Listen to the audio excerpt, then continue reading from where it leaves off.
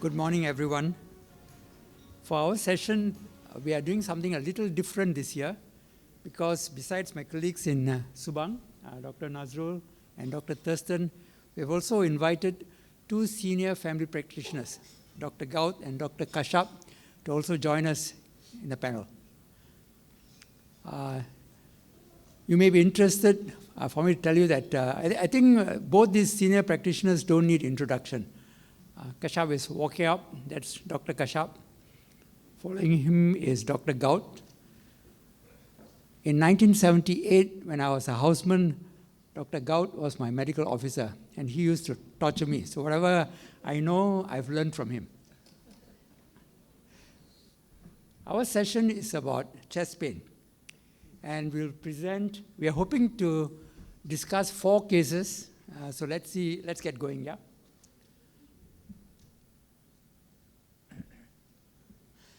The first case is all these cases were seen in our hospital, and they're real cases. They are not cooked up. First case is a 36-year-old male. His father and uncle were my patients many, many years earlier. He is asymptomatic. He's an endurance athlete, musician. He's an Ironman competitor. He never smoked. He's not diabetic, no hypertension. He's very conscious about his health because he knows his family history is not good. So he came for a cardiovascular assessment. Okay, that's fine, thank you. So as I mentioned, his father and uncle developed coronary artery disease in their 40s. Clinical examination was essentially normal. The resting ECG was normal. On the treadmill, he had excellent effort tolerance, Bruce 5, no ischemia. We did his bloods. The LDL cholesterol was 3.4. The HDL was 1.3. Triglycerides, 1.5. Quite good, actually, without any treatment. And if you look at a Framingham score, we have at least one study done by Professor Chia Yok Chin, which shows that the Framingham risk score is most acceptable for our Malaysian patients. The other scores are more for Western population. So if you calculate his 10-year global CVD risk using this score, it comes out as 1.6%. But because he has got a family history, you have to double it. So 3.2% is still very low. So risk category, low risk. Estimated vascular age is actually 30 years. So first question goes to Drs. Kashyap and Dr. Nazrul. Will you reassure this patient and discharge him? Is he at risk for vascular events? Since he's an athlete, does it offset his genetic cardiovascular risk? We'll start with Dr. Kashyap. With his LDL of 3.4, I'm not too very happy that it is still a bit on the high side. And another important thing is he has a genetic risk. And genetic risk is a very important risk factor for cardiovascular disease or for anything else, in fact, for diabetes, hyperlipidemia, even cancers. So I would just not reassure him and send him off, but I would want him to come back and check his LDL again, and if it is a bit on the high side, I would suggest him to start on a low-dose statin to reduce his risk, because his father had a cardiovascular event, his uncle also had a cardiovascular event, and so I'll be a bit cautious with this guy. What about the fact that he's an athlete? Does it offset his genetic risk? I don't think. There are many athletes who drop dead while practicing. I had a patient of mine, 29 years old, who was a futsal coach, went to the field to teach all of them, came back and collapsed on the field, was rushed to SJMC and died at the casualty. He was 29 years old. His father had a cardiovascular, I know his father. His father had a stent put in at the age of 46, so he was carrying a genetic risk. And this guy didn't realize it. At 29, who checks his blood sugars, blood cholesterol? Nobody bothers at that age. But unfortunately, this guy passed away, So it was devastating to see him. His mother collapsed in the casualty, and she had to be admitted because she couldn't accept the fact that he had died. Can I get Dr. Nazrul, do you have anything to add? Well, I completely agree with Dr. Keshav. I would just like to address the last question. Does high-level athleticism offset your risk factors? So I think when it comes to non-pharmacological and pharmacological intervention in terms of reducing your CV risk, when we compare of everything involved, we know that exercise is probably the best in terms of prolonging your health span. So we see that when someone is very active, they are stronger, their VO2 max is higher, their relative risk reduction for all-cause mortality is actually 150%. So that's actually better than a better glycemic control, better than a good blood pressure control. So I think in this sense, I think the fact that he's exercising, I think that sufficiently brings down his overall baseline risk factor. Now, when it comes to genetic risk for CV events in the future, there's a very interesting study, I think, that was done in the US. This was done by a cardiologist. The name of the study is actually Welderly study, right? And they looked at individuals who were 80 years and above who were actually free of any age-related disease. So things like diabetes, high blood pressure, strokes and whatnot. And they actually did genome sequencing for them, and they looked at their DNAs, and what they found was that there's not much difference in their DNAs compared to any normal individual. And these people also have got very strong family history of cardiovascular disease. So what they found was that they say that yes, having a genetic history actually increases your risk, but if you practice a very good healthy lifestyle, I think it does offset this a little bit. It offsets it a little bit, but does not offset it completely. Yes. I think that's an important Yes. thing. I think the old studies used to show that if you compare two groups of people with genetic disease, one group exercises, the other group does not exercise, when they develop a cardiovascular event, the group that exercises survives it better as compared to the ones who do not exercise. Okay, let's go on. Dr. Kashyap, how would you counsel him? I think you have answered this, so maybe in the interest of time, we'll just move on, yeah? Next question, Dr. Nazrul, would you consider any other imaging tests at this time which may provide prognostic information? Okay, so just looking at this case, this is a young man actually with a very strong family history of premature cardiovascular disease. Yeah, so I would actually consider risk stratifying him a little bit more. Now, when it comes to imaging tests, we've got a few tests that are available to us. I think the most easy and convenient one that can be done even in an outpatient setting is an ultrasound scan. What we can do is we can do an ultrasound of the carotids, we can do ultrasound of the femoral arteries, and if there's presence of plaques, that actually increases the risk of someone having a cardiovascular event in the future. The other thing that we can actually do in a hospital setting would be to consider calcium scoring for this gentleman. Okay, so he had a calcium artery score done, and the score was 0. This was done at the patient's request because of his family history. So the next question is, how much reassurance does a calcium score of 0 provide at the age of 36?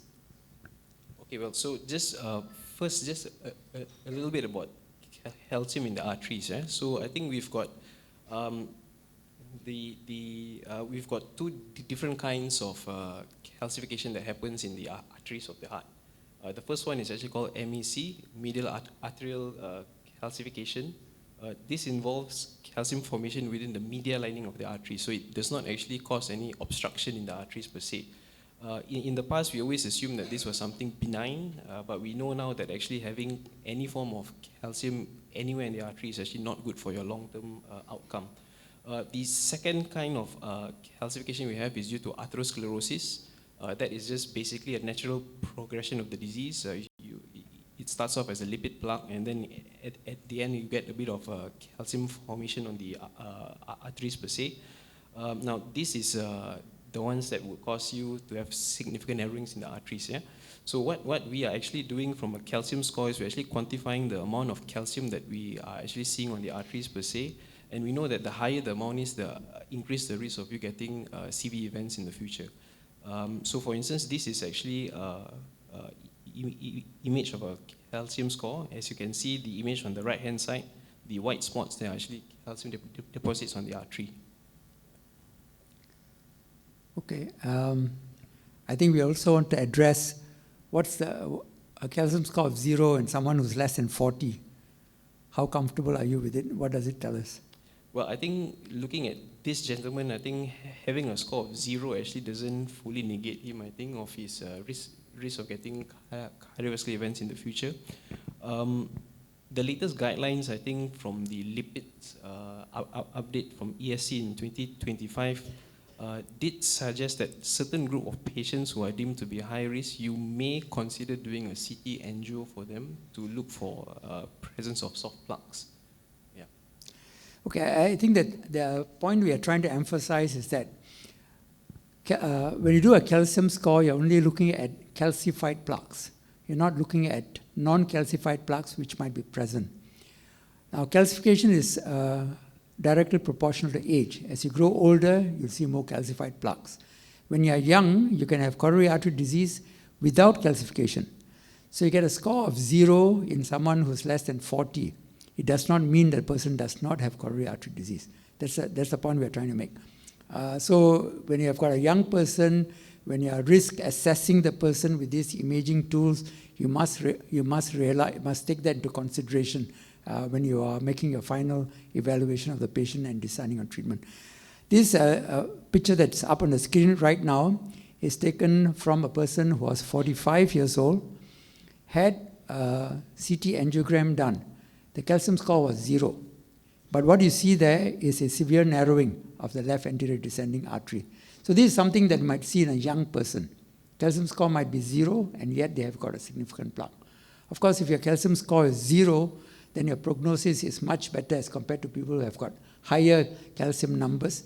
But we must take what we have just said into consideration as well in our evaluation. I think we'll skip this, Nazru. Okay, next question is to Dr. Thurston. Are there any additional tests that would refine risk assessment in this young man? I think with this question, what we're trying to introduce to the crowd here today is conventional risk factors versus what we call non-conventional risk factors. The conventional risk factors are what we've discussed earlier on. You know, does a patient have diabetes, hypertension, dyslipidemia in the traditional sense of a standard lipid panel? That's your total cholesterol, HDL, non-HDL, and so triglyceride, as well as your LDL-C level. So one of the additional tests, if I may introduce to crowd, is the Lp(a). That was kind of touched on early on. There was a question to Dr. Jaya that acts as a risk modifier. The concept is very simple. We know there are patients with no conventional risk factors but go on to develop cardiovascular events. So there must be other factors at play. So in this gentleman, for instance, we can simply say there's a family history. There must be some sort of inherited factor or genetic factor at play. And increasingly, we're looking at some of these non-conventional tests, including Lp(a), and I'll probably talk on that a little bit more. Yeah, so in this gentleman, the Lp(a) came up to about 130. I think there's a next slide. Okay, so what is the significance of Lp(a)? First thing to be mentioned by Lp(a) is that it is atherogenic and is causative in that sense. If you look at the picture we've put up, that's an Lp(a) molecule. It's a low-density lipoprotein-like particle with ApoA on the outside, and attached to that is the ApoB. Well, what it does is that we now know it being more atherogenic than our conventional test of LDL. In fact, it's 6 times more atherogenic than the LDL cholesterol. The reason why it's not commonly tested is because insofar as current time is concerned, we don't have established treatment or therapy for Lp(a). But that may change in due course. There are ongoing trials that's looking at that. So that's important to note. The thing about Lp(a) is also that it is genetic in terms of its levels.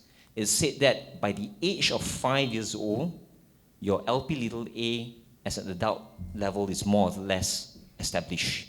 So the guidelines now say, although it's not strong evidence yet, that perhaps in patients with high risk factors, for instance, strong family history, you might want to consider at least once in a lifetime testing of LP(a). And the way that is taken is, for instance, in this gentleman, if the LP(a) is elevated, then all the more you should try and address whatever other CV risk factors you have. For instance, in this gentleman, we said the LDL was 3.4. Do we start therapy? Do we not start therapy? With the LP(a) that is above 105, some guidelines say above 130 nanomole per liter, you might want to talk back to him and say, look, your LP(a) is high.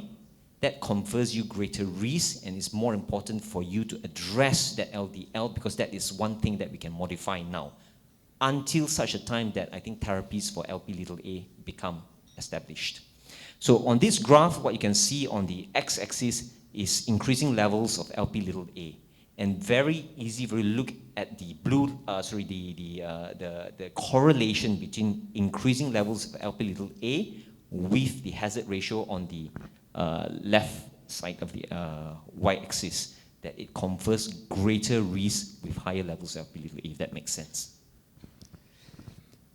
So just following on to what Dr. Thurston says, so the guidelines now suggest that everyone has LP(a) done at least once in a lifetime. There's no treatment currently available for LP(a), but it identifies people who are at great risk of a cardiovascular event if it is elevated. So that helps you. Like in this man, when he first saw us, when he saw the LDL cholesterol, it was 3.4. So he felt that he did not want to take any statins. So we said, okay, I thought his risk was not very high. And I said, let's look at the LP(a).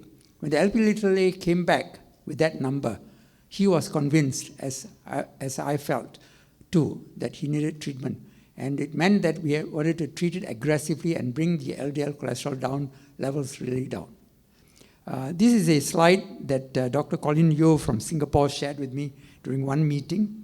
And basically what it shows is that they are looking at family history, they're looking at LP(a). So if you don't have family history, if you don't have elevated LP(a), you are right at the bottom graph. Then the next level of risk comes when you have LP(a) elevated. That's the orange line. The bar above that is family history. So family history is even higher than having LP(a). But if you have both LP(a) elevated and family history, you have the highest risk, which is that blue bar. Okay? Dr. Yeah, can I go? Comment. Can, sure. Okay, last month I had a patient, 34-year-old guy, came to me for a routine medical checkup. So we do his lipid studies, his cholesterol, his liver function, the usual thing. But the lab came back and forgot, they did not do a lipid study, but they did his LPA. So I said, I didn't ask you for LPA, but just as well they did it because his LPA was 186. Which makes it so much higher than the cutoff point of 110. So his LDL was 3.4. So I said, based on that LPA, I think you better start statins whatever age you are, because you're going to reduce your risk of eventual cardiovascular disease. Because fortunately, they did it. I didn't request it, but they did it.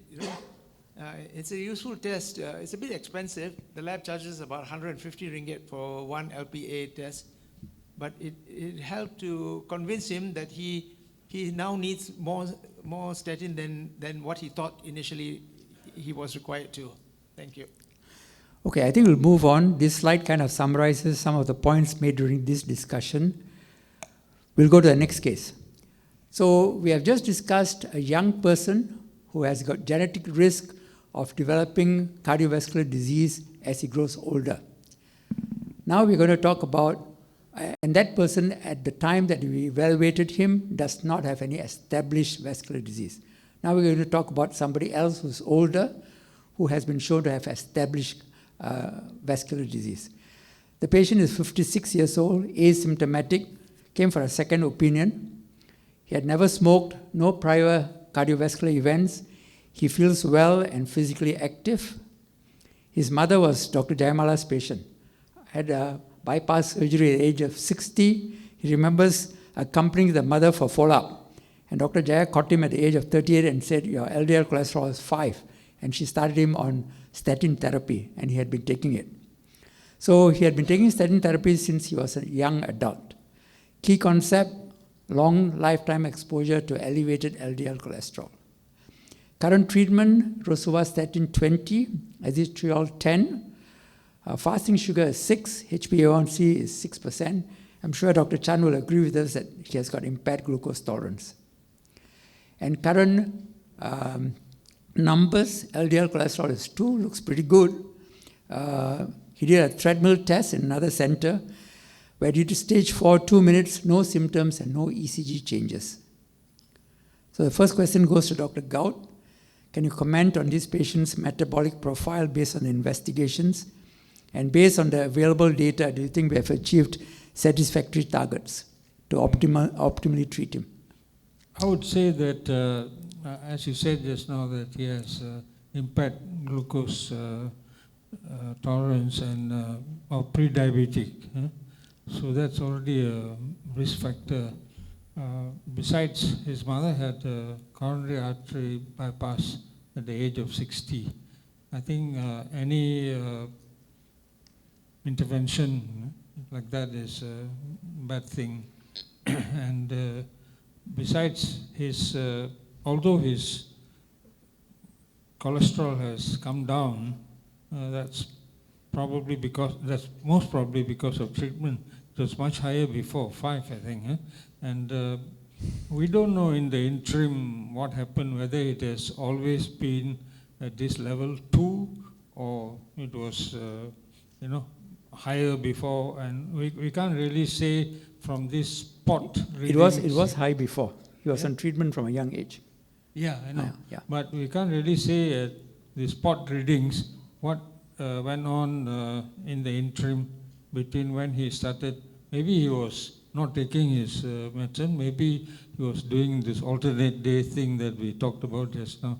Okay, based on this data, I wouldn't say that we have achieved satisfactory, optimal treatment. Okay.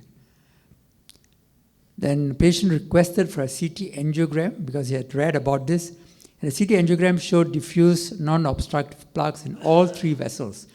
And the CT angiogram also showed that one mid-LAD plaque was estimated at about 70% stenosis. So first question goes to Dr. Thurston for this case. Should we now reclassify this patient's cardiovascular risk? And what more can be done to improve long-term prognosis and slow down progression? Okay, I think the concept that we want to introduce here again is how you categorize risk for patients. I think all of you are aware that the way we do a CV screening is to look at the global CV risk of the patient. And if you have not done the CT coronary angiogram, looking at his risk profile, you probably think that this guy is low risk and therefore he's kind of at target in terms of his LDL.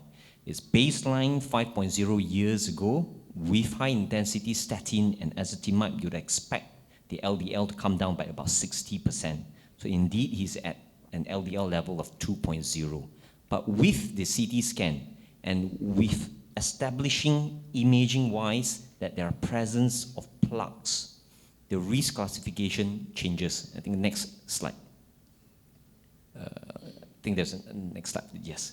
So here, if you look at the European recommendation guidelines on lipids, you'll see that if there is documented ASCVD, atherosclerotic cardiovascular disease, either clinical or unequivocal on imaging, as in this case, from the CT coronary angiogram, then the person is very high risk. And if the person has very high CV risk, your target LDL would be even as low as 1.4. So if in that case, then your your chief levels in this patient of 2.0 is insufficient. Then you need to think of how else to intensify therapy. This is just to show to the crowd again that class 1A, 1.4 for those who are at very high risk. Yeah? So the target will be 1.4. So how do you achieve that? You're already on high-intensity statin. The patient is already on ezetimibe.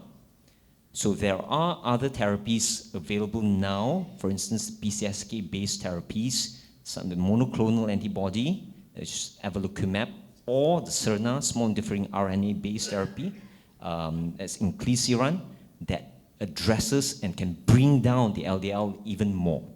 So if you have high-intensity statin plus ezetimibe plus PCSK9 therapy, plus minus about 80 to 85% LDL reduction compared to baseline.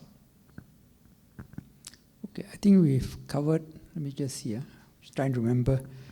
I think we have covered all this, that now we have changed his risk to very high risk. Okay. I think earlier Dr. Chan and Dr. Jaya talked about weight loss, lifestyle, so we won't belabor the point. Maybe this question might be appropriate, Dr. Thurston. When is CT angiography appropriate in asymptomatic patients?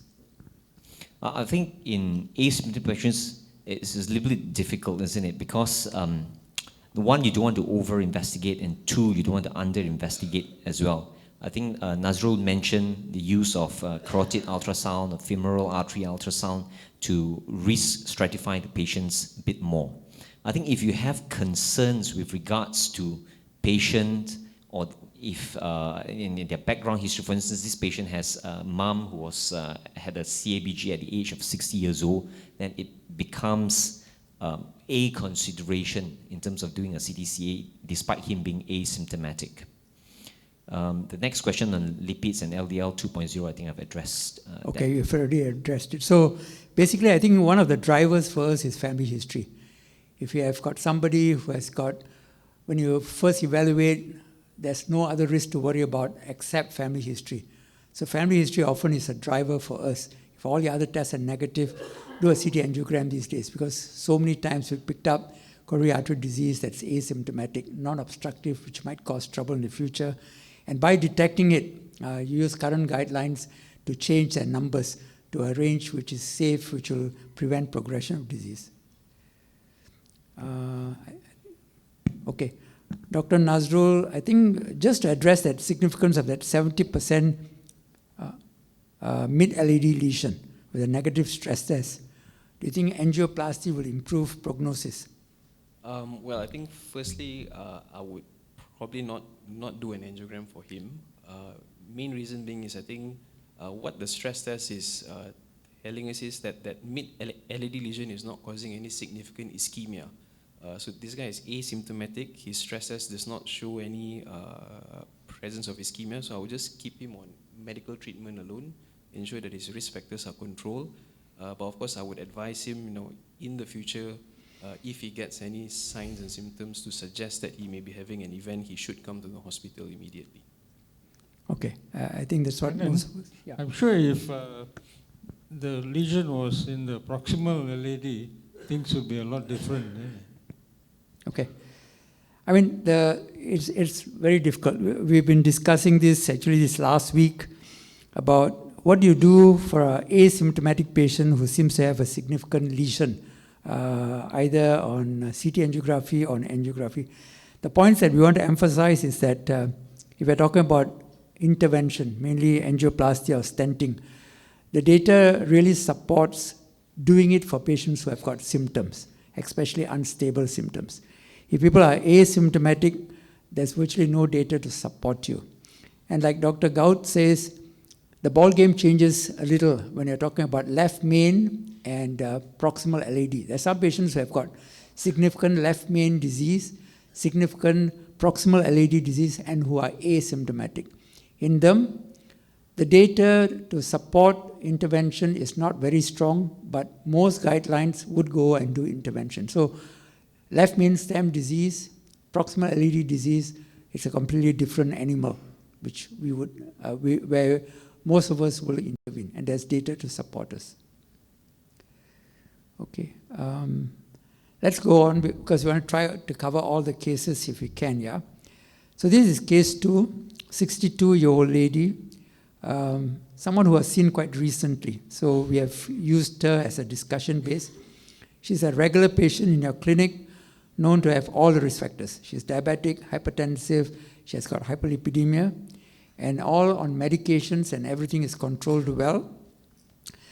She went for a family dinner the night before, ate a large amount of spicy food, and woke up in the morning with dyspepsia and burping. She had epigastric discomfort. She vomited once, and there was some sweating. She took Malox, and she felt better, and she turns up in the clinic. The patient blames the symptoms to gastritis, blames her sister-in-law for spicy cooking, and she wants medications to settle her gastric symptoms. So the first question goes to Dr. Gaut. We often start formulating the diagnosis based on the patient's initial history. That's the truth. The patient sitting in front of you, the patient looks quite comfortable, she tells you the story, and then some diagnosis runs through your mind. Okay? What would you be considering the differential diagnosis based on the history? And then please share with us your reasons for the diagnosis. Okay, she presented with some GI symptoms based on her past history of gastritis, gastric, spicy food. I wouldn't entirely dismiss the possibility of GI-related things. And having said that, there are a few other things that are a bit suggest some other cardiovascular problem. For example, many people present with GI symptoms, but in the end turn out to be having a cardiovascular event, a heart event.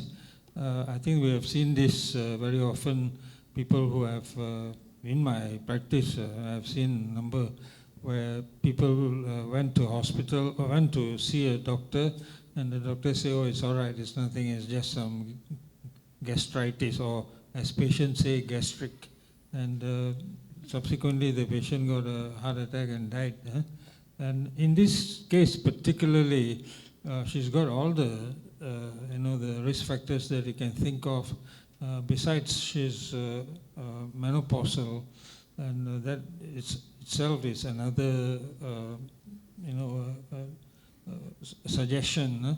The other thing which, another GI thing which I would put a bit down in the list is gallbladder problems.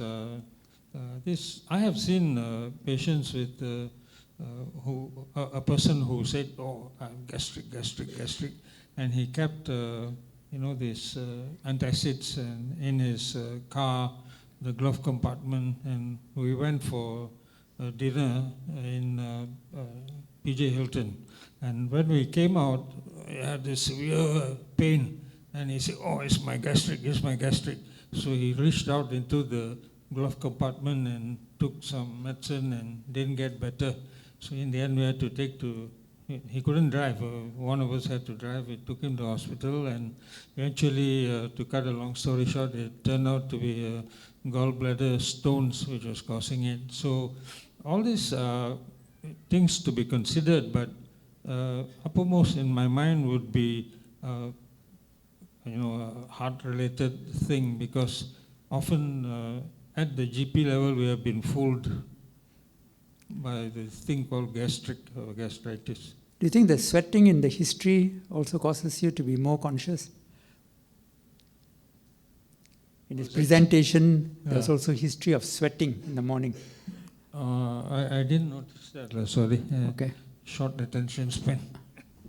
Okay, often when they give the story, to be very honest, most of us, I think, if I looked at it, this is somebody that I saw, and I must say that when I took the story, I thought, okay, this is a lady who has, and I know she had all the risk factors, but I said, this is a gastric thing due to food last night. The only thing that caused me to stop a little bit and think, this is just at history level, okay, was the fact that she said sweating. Sweating always worries you. Okay, let's move on. Just a thing, Kannan. As a cardiologist, you'll immediately think of the heart. No, I did not. No. I just said that. Okay, not you. Cardiologists will think of the heart. GPs will think of all kind of other things and the heart. I think here it's pertinent to just being facetious. Some of you might have heard of the American philosopher Abraham Maslow, who said that if the only tool you have is a hammer, all your problems begin to resemble nails. Okay, we'll go on to clinical examination. So you examine the patient, you find that the BP is actually a bit low. The heart rate is quite fast, 110 per minute. Respiratory rate is quite fast at 22. Up to about 15 we'll still accept. Then you are a very good general practitioner, Dr. Gaut. So you do an oxygen saturation. You find actually it's low, it's 93%. She does look a little pale. The heart, you hear only S1 and S2. The lungs are clear to auscultation. When you examine the abdomen, there's mild epigastric tenderness. Yeah. So the next question to you is, now that you have done a clinical examination, will it alter the order of your differential diagnosis?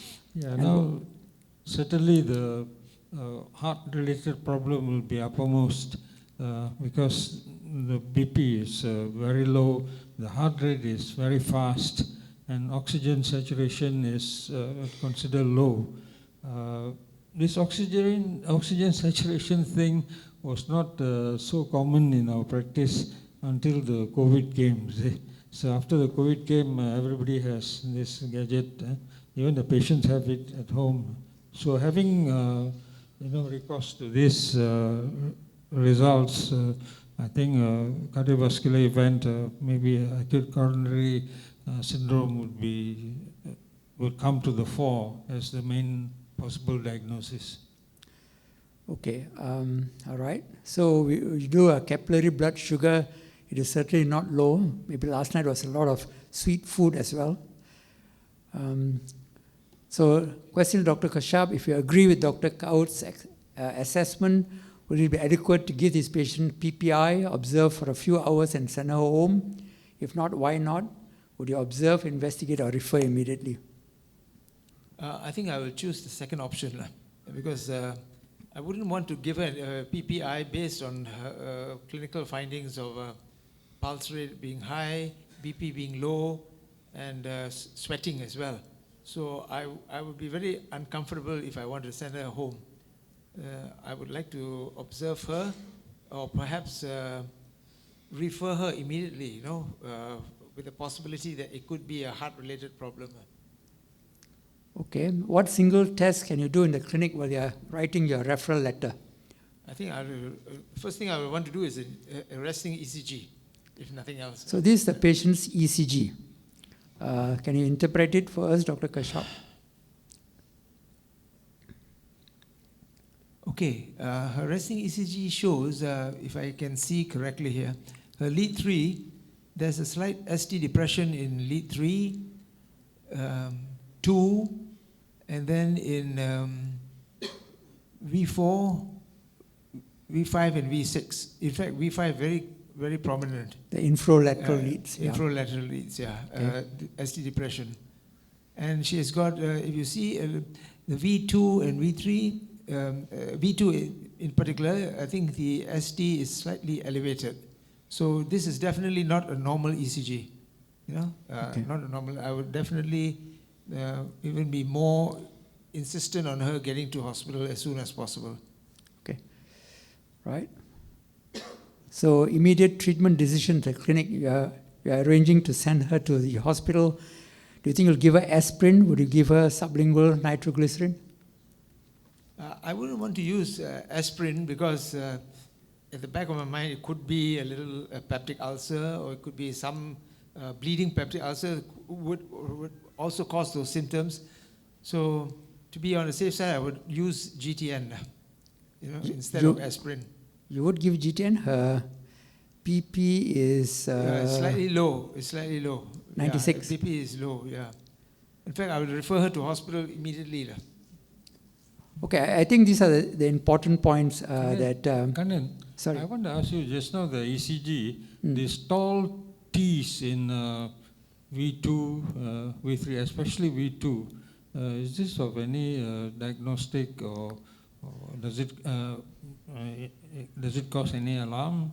This hyperacute change of anterior MI, anteroseptal MI, you would see that. Very tall T's and then pulls up the ST segment as well. Another thing that says that is not a normal ECG. Okay. I think these are the other points we wanted to make. Nitroglycerin, especially in your general practice, If the BP is below 100, I'll be worried. And most times, especially in Klang Valley, we are very spoiled for choice. You've got a hospital very close by. So if they go to hospital, if BP drops even lower, there are things that can be done to stabilize the patient. I think in your clinic, you give nitroglycerin tablet and the BP drops, patient will be more ill. So this one I certainly would not use nitroglycerin. Aspirin, I think certainly if you suspect acute coronary syndrome, you want to give aspirin. But you want to remember, although we are thinking about acute coronary syndrome in this patient, we have seen patients who come in very, very uncommon, but we have seen them bleeding from an ulcer, the BP is dropped, hemoglobin is actually low, and the acute coronary syndrome is secondary to the anemia. So having taken all that into consideration, the best thing you can do is to tell the patient to get to the nearest hospital as quickly as possible. Okay, so I think we'll move. Just this question. Suppose the ECG had been completely normal, Dr. Gout. Would our management be any different? We say, okay, ECG, okay, can go home. No. Certainly not go home. Because ECG can be normal with a myocardial infarction. I think if you've been in practice long enough, you know that, even as a GP. So the thing is, would be to do another ECG later, serial ECGs, and we wouldn't do this in our own clinic. We definitely refer. We wouldn't wait for the ECG to become abnormal based on history and findings on clinical grounds. I think we certainly refer, especially since now we know that it's urgent treatment is necessary if we want to save the heart muscle. So most important thing is the history and clinical examination. Okay. So Dr. Thurston, how common are atypical ACS presentations in women, especially diabetics? I think in general, if you look at the literature, it's said about 15 to 25% of women present with atypical symptoms in ACS. That said, I think it's still important for us to understand that chest pain, typical chest pain, remains the most common presenting symptoms. When we say typical, we refer to chest pain that is sort of dull or achiness or even heaviness and pressing in nature. So that's what we mean by typical symptoms. Atypical symptoms are those, you can divide that into pain related. So sometimes they have pain at the back, like in this lady is epigastric pain. And there are also the atypical symptoms that's painless. So they have dizziness, they may even have syncope or presyncopal sensation. So that's the non-pain, if you like, atypical presentations. In diabetics, we are all well aware of the fact that some of them have silent MIs, and that's because, particularly in the long-standing diabetics, and that's in relation to neuropathy, particularly the autonomic nerve system is involved.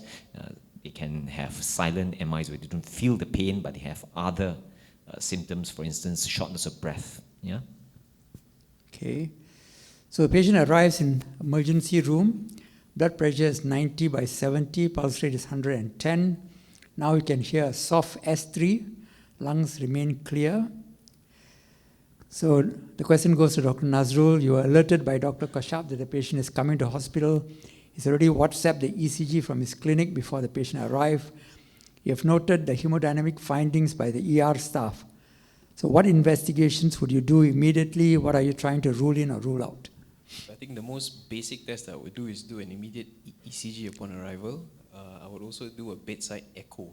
What I'm trying to see is to establish whether this case is extensive MI. As you can see here, based on this ECG, we see widespread ST elevation in leads V1, V2, V3, V4, and V5. And if you look at the lateral leads, lead 1, AVL, V6, it is also ST. And if you look at the lead 2, there's also ST elevation there. So this gentleman is having an extensive... Lady. She's having an extensive anterolateral MI. Yeah? Okay. So maybe a quick slide to tell us about the importance of serial ECGs. About 10% of patients who present with acute coronary syndromes would not have any ECG change. And these two ECGs you saw just a while ago was from a real patient. So ECG really had changed and she had evolved in that short period of time. So basically, ECG changes in acute coronary syndrome may be subtle. The normal ECG does not exclude MI. The most important thing is still your history and clinical examination. Okay. Maybe we'll just move on, that's in the interest of time. So, Dr. Thurston, I think Nazrul or Dr. Thurston just said that while waiting for the lab, obviously this patient is going to be taken to the lab. They'll do an echo, and this is the echo from another patient, but serves the same purpose. Can you interpret the echo for us? And just very simply, I think if you're looking on the right side of the screen in terms of the heart, that's the left ventricle, and towards the top end, that's the LV apex. Even for untrained eye, probably you can, if you look at in terms of the movement and the contraction of the left ventricle, the basal part is moving better, the apex is not moving so well, so there's hypokinesia at the LV apex and towards the lateral side. So that's suggestive of an anterior MI, particularly of the LAD territory. So I think in echocardiogram in this context helps to establish the diagnosis or strengthen the diagnosis of ACS. Of course, we already have the ECG. Number two is, for us cardiologists, is also a quick tool to assess for complications. In anterior MI, for instance, you can have complications like mitral valve, acute mitral valve regurgitation, and also ventricular septal rupture. In other contexts, sometimes when we're not too sure of what the diagnosis is, chest pain, a quick echo sometimes helps to differentiate. For instance, if we see a flap in the aortic root, so the diagnosis would be an acute aortic dissection. And yes, I think that probably would be. Okay, I mean, these are things we're going to do in the hospital. And Dr. Nazrul, you want to tell us quickly about what we do to reperfuse? So I think the two tools that we have is actually angioplasty, or in some hospitals, I think we can also give them thrombolytics. Between the two, I think the better and more studied strategy would be an angioplasty. When we talk about timelines, basically when the patient steps into the hospital with an acute anterior MI, you would want to administer, if you're going to give them thrombolytics, it needs to be given within 30 minutes upon arrival. If you were going for an angioplasty, it needs to be done at least within 90 minutes upon arrival. Okay. So this is again our patient. When the person first came and she had angioplasty, and this is 9 months after angioplasty. So all of you can see, like what Dr. Thurston pointed out, at the beginning this area is not moving. Once it recovered, there's full recovery. This is a very successful case, yeah? So, very important, because the general practitioner is the one who will save this patient. Early suspicion, early ECG, early referral. Epigastric pain does not mean gastrointestinal disease all the while. This is something we've been talking about for a long time, yeah? Time is muscle. The faster you treat the patient, the greater chance. Nowadays, we just don't want to treat. When I was a young medical officer, the only drug we had was morphine. Patient comes in with chest pain, we give morphine, they go to sleep. Next morning, they wake up, they think we have cured them. Actually, the muscle is dead, no more pain. Nowadays, that's not enough. You want to save the muscle, and you want to save it completely if you can. And it's very important. The first 3 hours of onset of chest pain is very important. And if you can catch them within 1 hour, you might be able to completely prevent an infarct. So that's the golden hour. It's a very old study. Out of the 727 patients, out of 5,470 patients, in 700 odd patients, they were able to completely abort an infarct, meaning that prevent the infarct completely, no damage to muscle. And the highest frequency of this happening was within the first hour. Just to share with you some cases. Just note the date, 2006. Just for interest's sake, can I have a show of hands? How many of you were practicing doctors in 2006? That was in Mola. So done a long time ago. So this was a young man. You see that his age is 27. And he was actually a robber. No? He was running away from the police when he had chest pain and collapsed. So the police caught him and brought him to hospital. Robber had enough money to come to Subang. And the ECG showed an acute inferior myocardial infarction. So this was at 4 o'clock in the morning. So we took him to the lab, and unfortunately nowadays, because the angiogram is so old, it doesn't run anymore. What I saw was the proximal right coronary artery was 100% occluded. So we did angioplasty for him, and this is at about 8 o'clock in the morning. The ECG, all the SC segments have resolved. So this is how, if you did early intervention, you'll be able to prevent infarct, and this guy, everything went well. 29 years old. He was diabetic. Nice round fella, stomach hanging out, that kind of chap. So this is another patient. He was playing badminton near the hospital. This was about 6 o'clock in the evening. Developed chest pain, brought to hospital. And this was his ECG, which shows right bundle branch block, SC segment elevation. So this is a bad anterior infarct. And actually he had no money. He wanted to be transferred to University Hospital. But this was 6 o'clock in the evening where the traffic jam will be very bad. So we told him that, spoke to the son and said that at least we should give thrombolytic therapy, because this was happening within 60 minutes of the onset of pain. It was in a ER. So thrombolytic therapy is not as expensive as angioplasty. Angioplasty can cost you about 30K or more. Thrombolytic therapy will cost you about 5K, so they agreed for thrombolytic therapy, which was done. And this is the ECG done about an hour later. All the ST segments had settled, which meant that the vessel had opened up. So subsequently, we sent him to University Hospital, and Prof. Imran rang me the next day to say that when they did the angiogram, there was only about 10% stenosis left in the proximal LAD.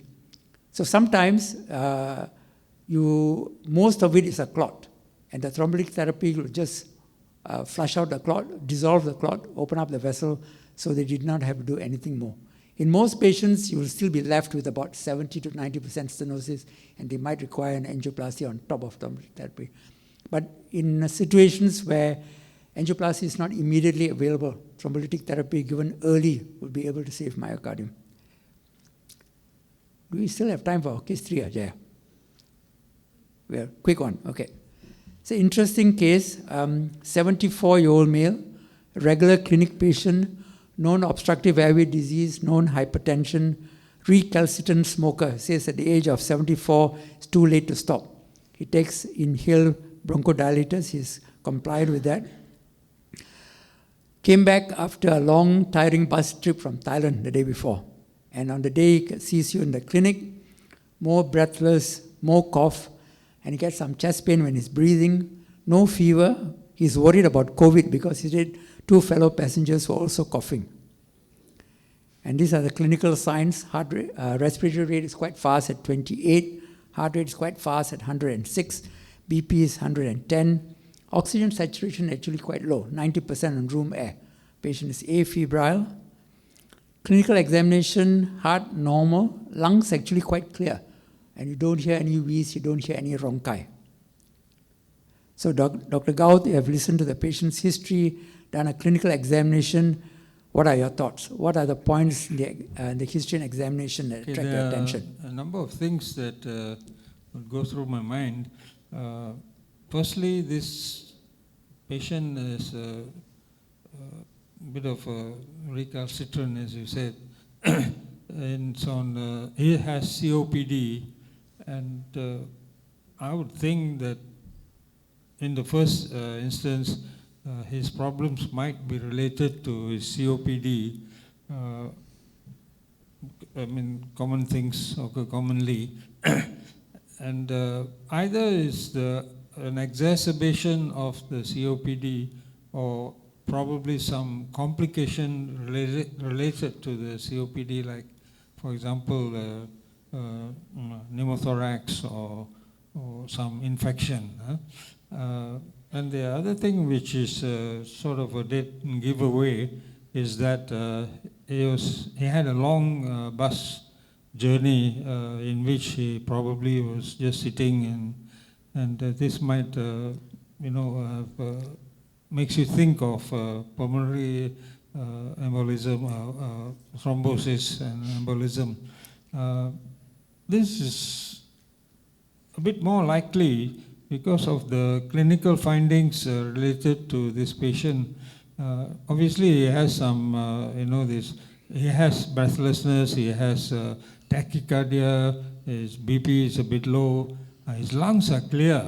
There is no problem in the lungs as discernible by, with the stethoscope. And the other thing about, as I said, he might not have been very compliant with his bronchodilators. He obviously went to Thailand to have a good time.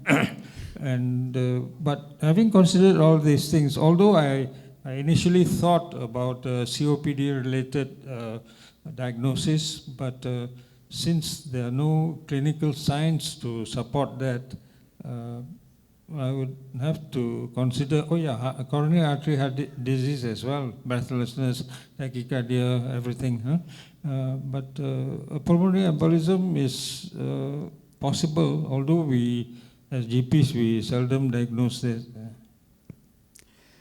Okay, would you give him a bronchodilator in your clinic, Dr. Gao? I would give a bronchodilator because even though there are no wheezing, it's possible that if he had a very bad bronchoconstriction, there might have been no wheezing. So I think there's no harm in giving a bronchodilator and see. Okay, Dr. Kashyap, Dr. Gao calls you for a second opinion. He's not happy with the diagnosis of COPD exacerbation in this patient. What are the points in the history clinical examination that are red flags? Well,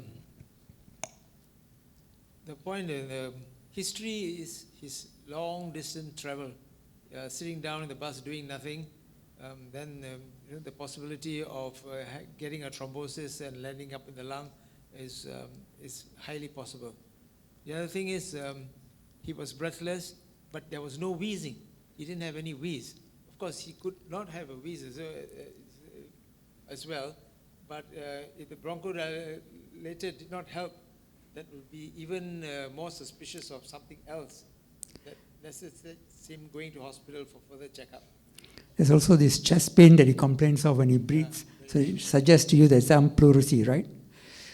Okay. All right. Okay, we'll just move on in the interest of time. So let's say the patient is reluctant to go straight away. Is there any test he can do while he's making up his mind? Well, you can do ECG. All right. So this is the ECG that was done for this patient. Dr. Gauth, can you interpret it for us? 1, 2, 3. He's got tachycardia, that's for one, and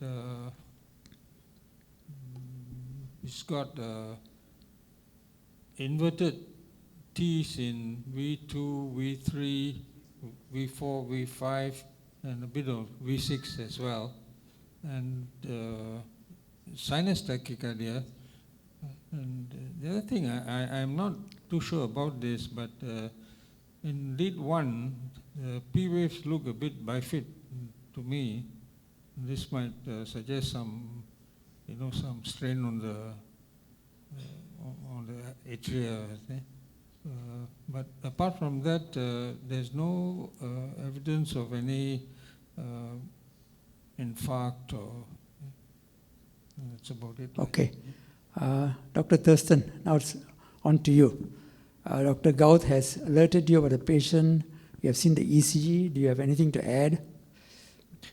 Just before I touch on the ECG, just like to re-emphasize the point again that you have no rhonchi in an acute asthma and acute COPD makes you think twice. You have no crepitations or crackles in someone whom you're thinking of acute decompensated heart failure that makes you think twice. Yeah. So coming back to the ECG, Heart rate, borderline tachycardia, sinus beat, of course, is widespread T inversions. I think ACS remains a possibility. But the other thing to note on this ECG is if you look at lead 1, there's an S wave there. In lead 3, there's a Q wave and possibly a bit of T inversion. Is what we call an S1, Q3, P3. And given the clinical history, this may suggest acute pulmonary embolism. Okay. And this ECG is taken from a patient who had acute pulmonary embolism. And just to share with you all, about 2 weeks ago, our colleague, Dr. Naveen, was called at night to see a patient who had just been discharged that afternoon. This was somebody who had CA colon with METs, and he had received treatment, had gone home. Upon reaching home, he developed chest pain. I was brought back to the emergency room, and the ECG looked exactly like this. I saw the ECG, it looked exactly like this. So Naveen's first diagnosis was acute coronary syndrome. He thought that probably there was an LAD lesion. And he took him to the lab. So once he reached the lab, the BP started dropping, and the oxygen saturation also started dropping. And by then he had done the angiogram on the left side. It did show some disease in the mid-LAD. But he said to himself, when he talked to me, he said he felt that, that lesion itself was not enough to explain why the BP was dropping and why the saturation was dropping. So he quickly asked for an echo, and the echo, what it showed was the right heart had completely dilated. And he immediately made a change in the diagnosis. It must be pulmonary embolism, and it was actually pulmonary embolism. Okay, so changed the management, and I think he treated the patient successfully. So let's go on to this patient again. He's quite breathless now. The blood pressure has come down to 100/70. Oxygen saturation is 88%. Rest of the clinical examinations have remained the same. I think we'll move on because Dr. Thurston has already brought up this thing about pulmonary embolism. What investigation will you do? And the key investigations do a CT pulmonary angiogram and also an echocardiogram, perhaps that Dr. Kannan has mentioned. And at bedside level, you can do an arterial blood gas that confirms hypoxia. The PaO2 is 62. I think he's on, is it high flow mask? High flow mask. Yeah, on high flow mask. So that's quite severe hypoxia with an SaO2 of 91%. pH is a little bit high. That's respiratory alkalosis at play. Okay, we'll just move on. This chest X-ray essentially looks normal. No evidence of any lung infection. No consolidation. Does not explain. If you look at this X-ray, doesn't explain why the patient should be so breathless. So this is the echocardiogram. And Dr. Nazrul, can you interpret it for us? So I think you can see that the RV is much, much bigger than the left ventricle. Usually the ratio is got to be 1:1. So again, this actually points out to possibility that, this points out that most likely this patient has got an acute pulmonary embolism. Okay. So all the things that Nazrul has already told us, the causes for the right heart chambers in this patient could be twofold. One is pulmonary embolism. Of course, if he has got bad coronary obstructive airway disease, that could cause cor pulmonale, the right heart could be dilated as well. Yeah? Okay. Just move on. What next test to do? I think as the person has mentioned, a CT Okay. pulmonary angiogram. So this is a CT angiogram. I'm not sure who's going to interpret. Either one of you is fine. Nazrul, Thurston, yeah. Yeah, perhaps I think the easier way of looking at this is to look at the right bottom image. Don't know whether there's a curse. Yeah. Yeah. So those slightly darker gray that you see within the pulmonary artery. So if I can just... That's the pulmonary artery, and these are the clots in the right and left pulmonary artery. Okay. So this is the pulmonary artery. Main pulmonary artery, the two branches. This area is clear, filled with contrast, and you see the filling defects here. This is the giveaway for pulmonary embolism, yeah? Diagnostic. So diagnosis, confirm, management. Dr. Nazrul? The most important thing is to start her on anticoagulation, he should be monitored in the ICU. What we're going to be looking for is whether there's any hypotension that occurs. I think if he or she goes into hypotension, then we need to actually thrombolize this group of individuals. Okay, I think in the interest of time, Jaya, we are out of time. I think we are out of time. So I think I'll stop here. We made some points by presenting these cases. I thank the members of the panel and thank the audience as well. I think we need to start the next session. Dr. Koh is waiting. May I say one thing? As a medical student ages ago, we thought that this pulmonary embolism was something that happened to the white people, not to us. But thanks to all the the talks I attended, organized by Kannan and Jayamalar, now I know that pulmonary embolism is quite common here. So, thank you. Thank you very much, Dr. Kannan, Dr. Nazrul, Dr. Gao, Dr. Thurston, and yeah, thank you very much. Okay. Okay. Now we move on to the next session, which is Dr. Koh. Dr. Koh and his gang. Dr. Kishab, I'm sorry, I got thought block. I forgot your name.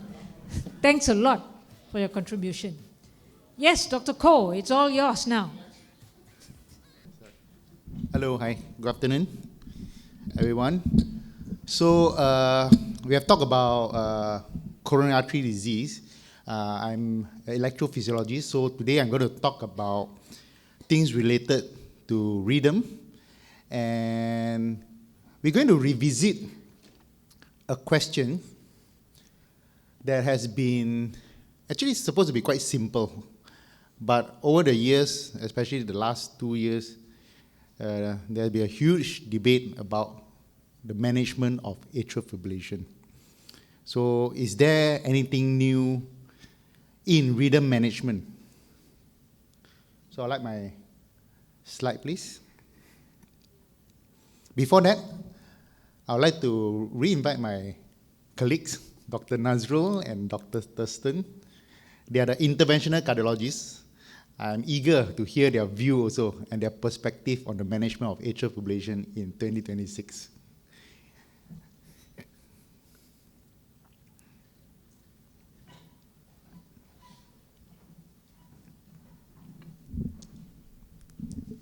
Have a seat.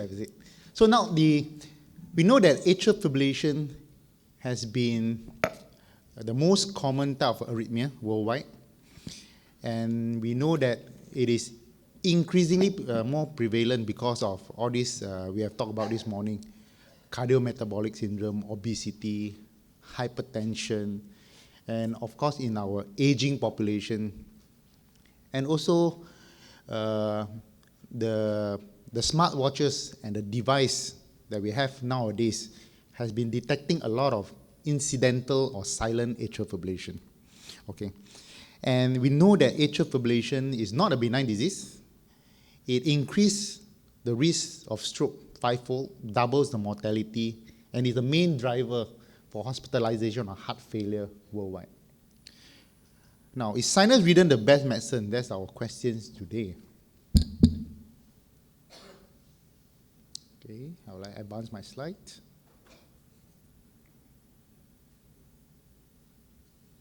Now, you look at this picture. This is a sinus rhythm diagram, a video showing that the heart is in synchronized, the atrial and the ventricle.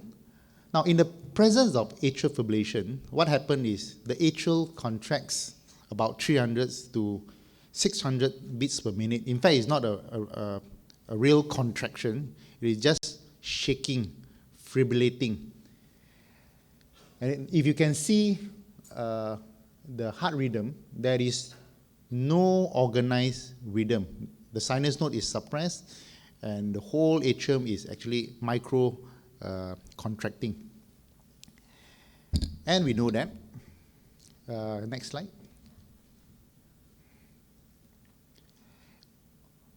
Before that, I cannot. Now, all this micro contraction, atrial fibrillation, cause remodeling in the atrium. So it creates a hostile environment for the atrium, and it progressively becomes fibrosed. So atrial fibrosis is the result of frequent atrial fibrillation. And we know that all this can cause heart failure, especially heart failure with preserved ejection fraction. Patient comes in not only symptomatic for palpitation, they come in very breathless, and sometimes they can have APO and congestive heart failure. And of course, more worrying is during this stasis, blood can form clots, especially in the atrial appendage, and this is the one that causes a lot of morbidity in heart failure, in atrial fibrillation. So if you have someone sits in your clinic that has atrial fibrillation, automatically the first thing in the mind you need to think of is to prevent stroke. Is the patient in high risk of stroke? So do I need to anticoagulate the patient? All right. Next slide. So we now, let's discuss on case basis. I have this 58-year-old man, underlying hypertension, palpitation, and easily fatigued. So smartwatch indicate possible atrial fibrillation. Yeah, thank you. So when a patient has palpitation and the smartwatch indicate possible atrial fibrillation, the patient comes to ER and the ECG done. So Dr. Thurston, would you like to interpret this ECG for us? I didn't see any sort of definite P waves. The baseline, if you look even at lead 2 itself, is wavering. So atrial fibrillation is certainly there. There's also sort of a RBBB-like morphology on the ECG. Yep, correct. So when you see a very irregular RR interval, usually it's atrial fibrillation until proved otherwise. Then look at whether you can see a P wave. So because the atrial is fibrillating, it cannot form a uniform P wave. So all you see is just a very jiggly line across the ECGs. And the echocardiogram is normal. So now the question is, do we anticoagulate this patient? Do we rate control or rhythm control? Maybe start by anticoagulation. So Nazrul, this patient is hypertension. So how do you decide when do you need to anticoagulate a patient with atrial fibrillation? So we will use actually the Chart-VAS 2 score. Mm-hmm. So for males, I think anything above 2, I think we would start them on treatment. I think based on this guy's risk factors, I think he comes up to 2. So I think age is 58, hypertension is 1, right? Correct. So I would probably not put him on medicines yet, but I would also give him the option, because I think right now, with the Chart-VAS score of 1 in males, you can actually discuss with them and see if they would want to consider starting on medicine. Excellent. So Dr. Castro is right. So we based on a scoring system. It used to call the Chart-VAS score. I mean, since 2024, they have removed the sex category. So no matter you're male or female, it doesn't matter. So if you're not familiar with it, Chart-VAS score, you have to print out and put it in your clinic, because every time you see a patient with atrial fibrillation, you need to calculate the risk of thromboembolic risk in this patient. C stands for congestive heart failure, point number 1. In fact, heart failure with preserved ejection fraction, clinical heart failure, is also considered 1. Hypertension, A2 means that the score is higher, 2, age more than 75 years old. D means diabetes. S2 means score 2 points, because if you have a history of stroke, history of transient ischemic attack, or history of like acute limb ischemia, for example, you're straight away high risk. V, vascular disease, and age 65 to 74 years old is considered 1. So you're right, in this group of patients, I mean the patient that in case 1, it's only hypertension is a score, so it's 1. Now, back to the score of 1, your annual risk of stroke is about 1.3% per year, so it's borderline there. So if you look at the guideline, the one is in green color,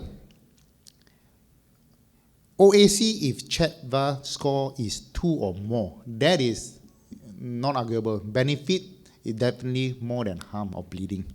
Now, if you have CHED-VAS of 1, then you discuss with the patient. Now, I want to bring the attention that not all CHED-VAS 1 is the same.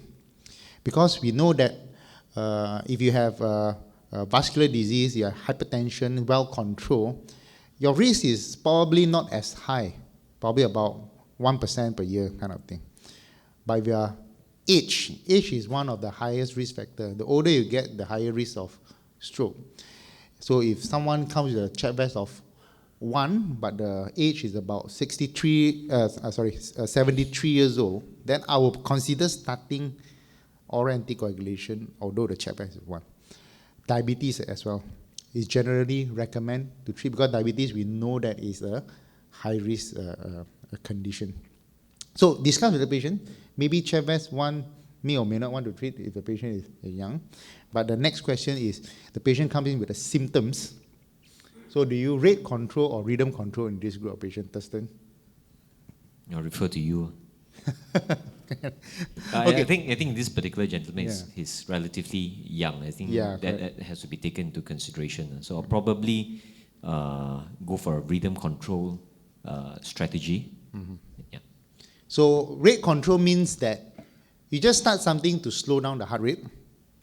Means that maybe it's a beta blocker, calcium channel blocker, digoxin. When I say rhythm control, means you intend to convert back to sinus rhythm, normal rhythm. Usually it's the use of amiodarone, and some of you might be familiar with the use of class 1C antiarrhythmic like flecainide, or in the past we have propafenone. So maybe in a show of hand, who will use the rate control strategy just to give beta blocker, calcium channel blocker, just to control the rate and see whether the symptom gone or not? A show of hand. And who will start straight away rhythm management? Means that in your setting, maybe you don't have those medication, or if you have amiodarone, you can start amiodarone, or refer to the cardiologist who will start rhythm management in this group of patients. Okay, great. So, now, I think for the last 5 years or so, maybe, we know that many of you all probably has come from the era, we call it the affirmed trial era, where patients are put into rate control and rhythm control, and it shows that no benefit for rate versus rhythm. In fact, the rhythm control arm has slight harm than benefit. But we always know that it is not really true and what we observe. What actually went wrong was in the era is how you get the rhythm is in control. On that, I mean, that time is probably we have amiodarone, probably, and a poor knowledge on the use of class 1C antiarrhythmic, which is flecainide, propafenone. A lot of them used in patients with structural heart disease, post-MI. Of course, this increased the risk of death in this group of patients. Unchecked use of amiodarone causes a lot of problem related to liver, thyroid, and also pro-arrhythmic complication later on. So these are the group. That's why when it comes to comparison rate versus rhythm, rhythm seems to be a bit more harmful. But that era has passed, and we always know that.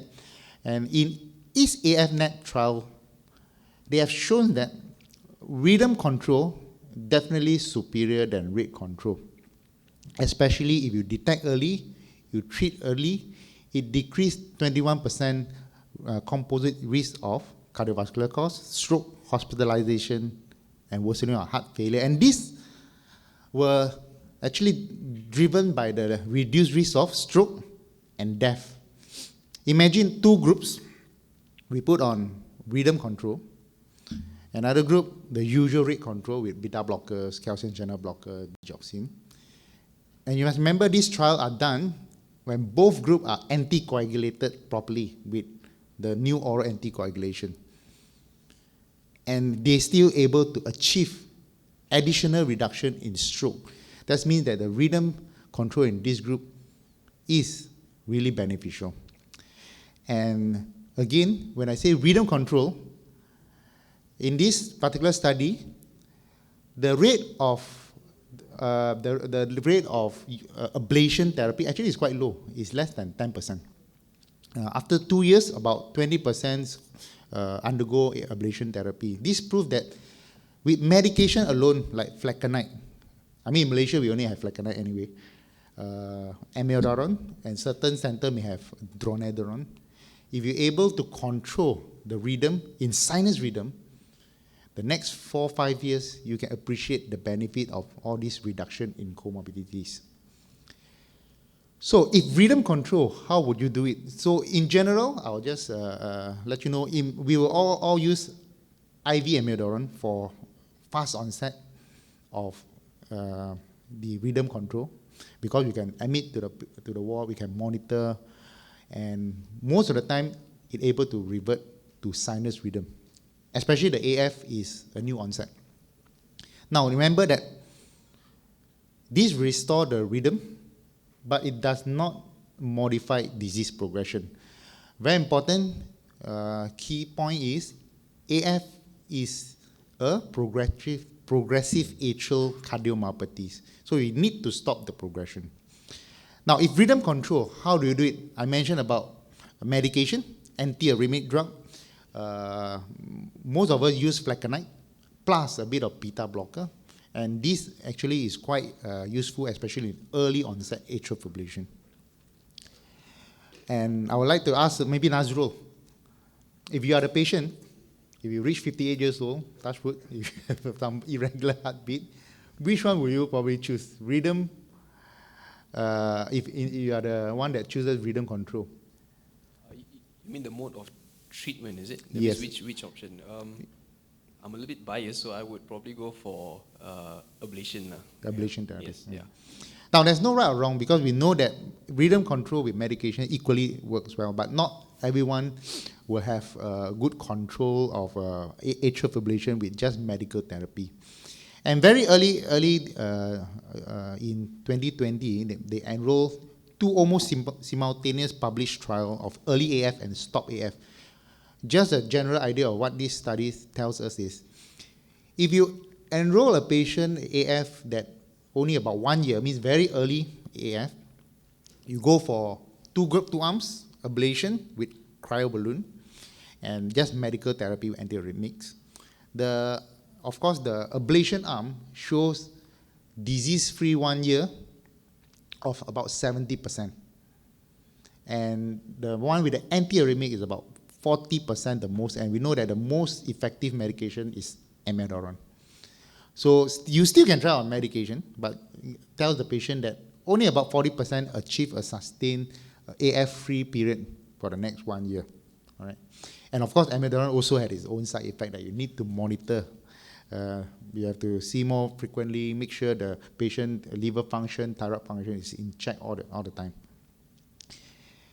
And in the catheter ablation group, there are many types. Later, I'll just give a simple illustration.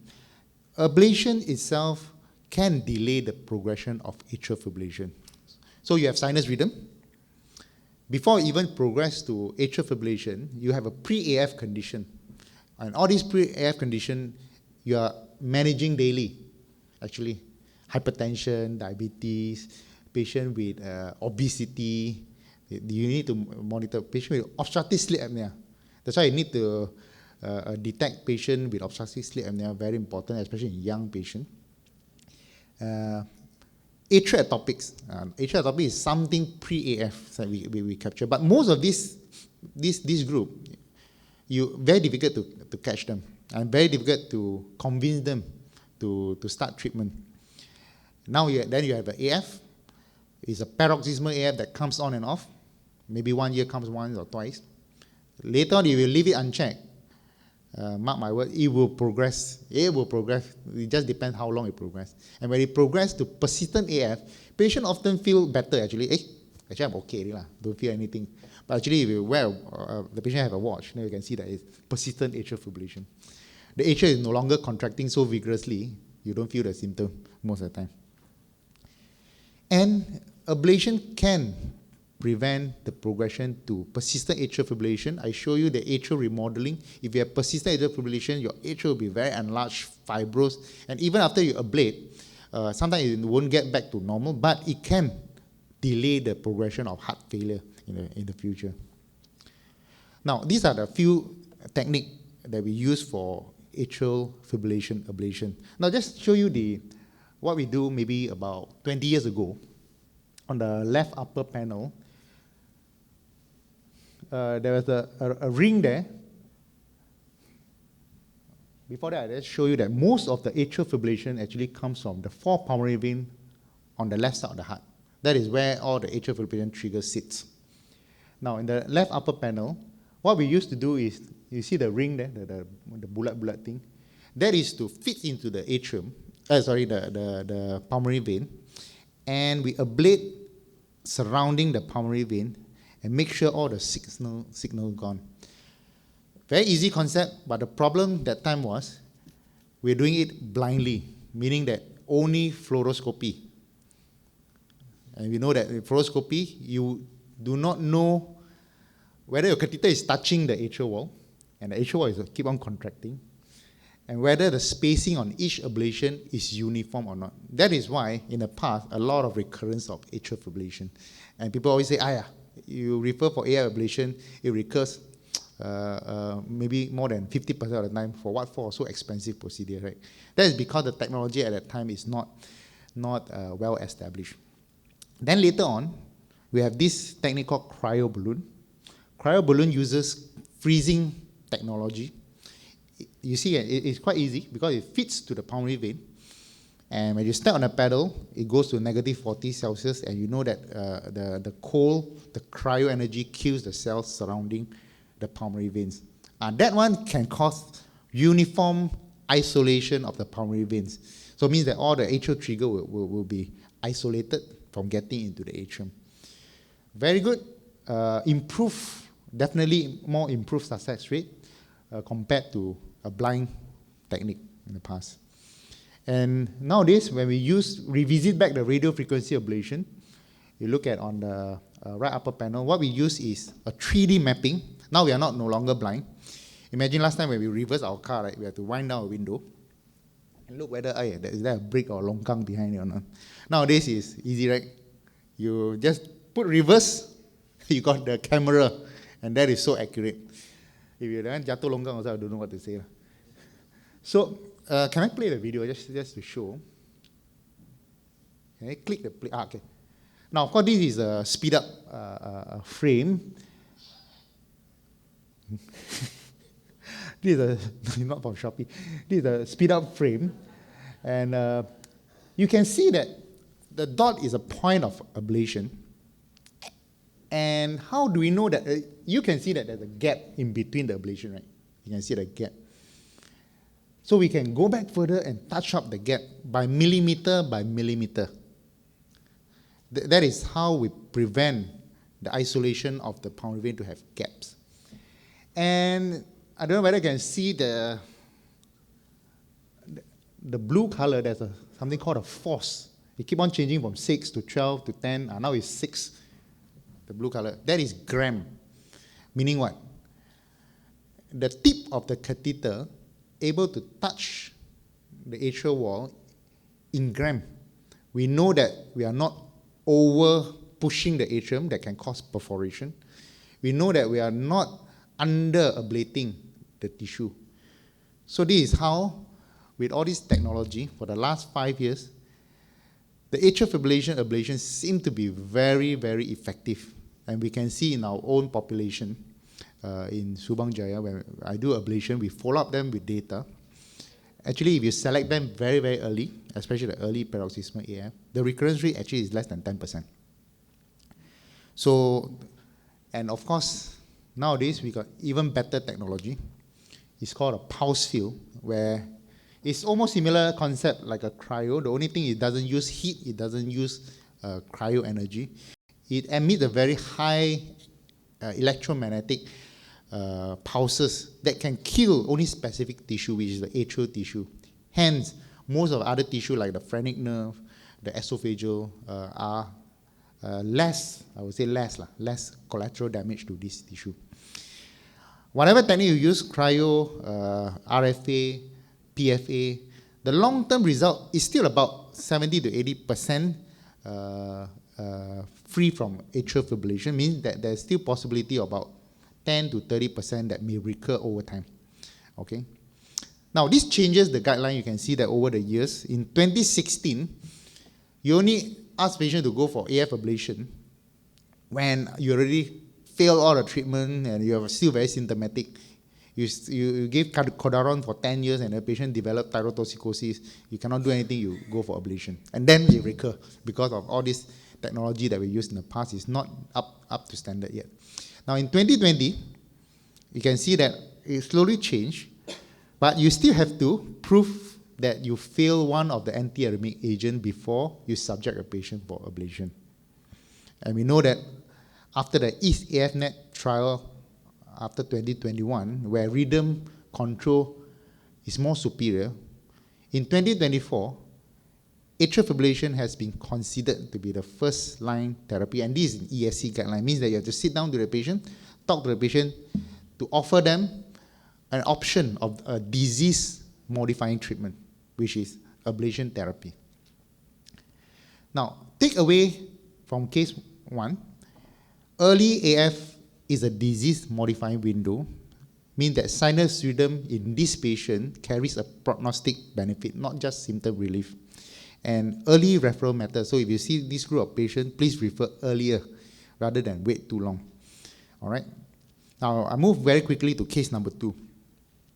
This is an 82-year-old lady, very common in our setting, Nazrul, Dustin, very common, a bit more fragile, hypertension, diabetes, CKD stage 3. She has been having atrial fibrillation for the past 10 years and asymptomatic. And Nazrul, do you agree this is the AF ECG? Yes, so the QRS, the RNR interval is irregular, and I think if you look at V1, you can probably see those AF waves. Yeah? V1. Yep. Correct. Yes. So I think again, if you're able to see the QRS is RR interval is irregular, again, is no need to think too much. The first differential is AF, second AF, third AF. Then you look at there's no P wave, but the V1 you have to be careful. Sometimes it shows a bit like a flutter, or sometimes like you think that it's the atrial tachycardia, there might be a P wave. V1 always give you a false impression. Look at other lead, especially lead 2, lead 3, lead AVF. So, I think this one easier. Maybe, Nazrul, will you anticoagulate this patient? Look back at the comorbids. Well, I think she is indicated, but I think you need to have a discussion with the family member, because I think she's actually a high risk for bleeding in the future. So I think guideline-wise, yes, but then I think in real world, I think you need to speak to the family members and the patient first. Dustin, will you anticoagulate this group? I think same thought process as Nazrul. Just be careful of the weight. It's 45 kilos, and you might be thinking in terms of the choice of anticoagulation if they agree. Yep. So I think I will still anticoagulate.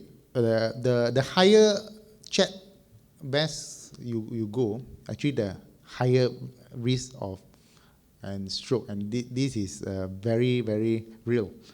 And of course, the bleeding risk is always there, so they need to be monitored. And always, you have to tell the patient that the risk of bleeding is about 1 to 2% per year of major bleeding, major bleeding. And we do see on and off major bleeding, but what we observe is they have to come to hospital, of course. Then we have to stop the anticoagulation. We have to treat the bleeding no matter where the source. Usually it's a GI bleed, especially a patient having hemorrhoids, patient having peptic ulcer disease. So they comes in, treat, do a scope, make sure there's no active bleeder, rest for a few days.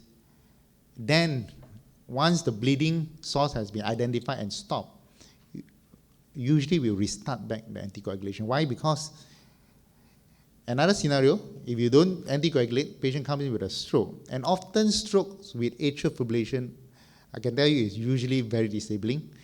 The clots are usually bigger. And when they have stroke, usually they comes with a hemiplegia. And discharged from the hospital in the same state, I can tell you that.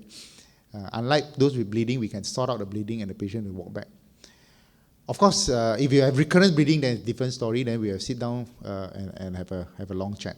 So I'll anticoagulate this patient. And of course, we know that check valve score is very high, hypertension, age more than 75, diabetes. The annual risk of stroke is about 4 to 6% actually if you have a check valve of 4. So in general, if you think of 5% per year is low, let's do a bit of rough calculation. If you see a patient now, in 10 years down the road, there's almost 50% chance that this patient will have a stroke. So it's actually very, very high risk. So definitely start oral anticoagulation. But the question is the right dosage. This is the thing that we have to be very careful. If you use the right dosage, the risk of both stroke and bleeding actually is quite low. So now in this patient, I will choose probably apixaban 2.5 BD. Because the age is more than 80 years old, weight less than 60, CKD patient. So among all medication, I think this is the most appropriate dosage, and it is studied in most in trials, the subset trial. And edoxaban 30 milligram also quite reasonable. Weight less than 60 kg, patient with CKD. Now, rivaroxaban and dabigatran seems to be a bit more at the disadvantage side, so I will probably won't start this medication. Definitely increase GI risk bleeding in these two medications. So actually, the dosage of the medication does matter. Now, would you ablate this patient? I will not ablate this patient because we know that, of course, evidence versus reality, but rhythm control. Whatever I showed you earlier, the age group does not goes up to more than 80 years old. It has not been shown to improve mortality. And of course, when you are truly asymptomatic, no matter whether it's asymptomatic when you're feeling like I'm old and tired, that's considered for their age is reasonable. There's no quality of life gain after ablation or rhythm control, then I will just leave it be. Okay, I'll leave it be. Even the rate control strategy, I'll be a bit more lenient.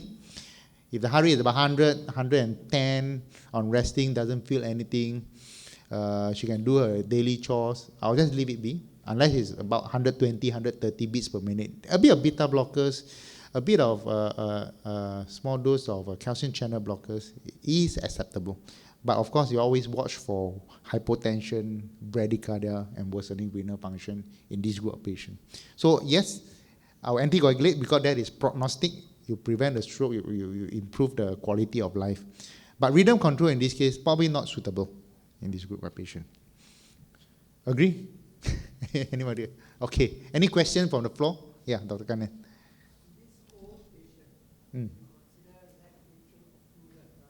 Okay.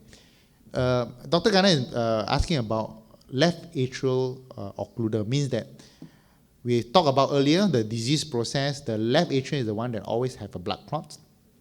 If you're able to exclude the left atrial from the whole system, maybe the risk of stroke will be less. Now, atrial LAA occluder has not been proven even superior than anticoagulation. That's number one.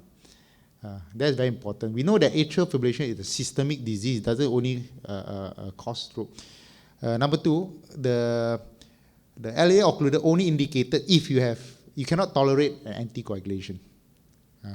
So if you try anticoagulation and you bleed, then no choice. If this patient goes into the renal failure, means that the eGFR less than 15, which none of the oral anticoagulation is suitable, and then maybe you can consider. But again, data evidence to show that because the advanced chronic kidney disease, the disease itself is generally a poor prognostic marker. No matter what you do, they're going to die from heart attack, stroke, or something else. May not be relevant to the atrial fibrillation. So the data of atrial LAA occluder is not very strong, and it only has specific indication. If you have recurrent stroke, you cannot be anticoagulated, cannot be tolerated for whatever reason, then you consider for LA occluder. This group may have some benefit. And of course, not many centers does LA occluder. If you do a procedure that you don't do regularly, the risk of complication is higher, definitely. Number two, the occluder may not occlude fully of the LAA. Then we see a lot of occlusion that doesn't really occlude. Then after 6 months, we do a TE, it have clots outside the occluder. No point, back to square one, have to anticoagulate.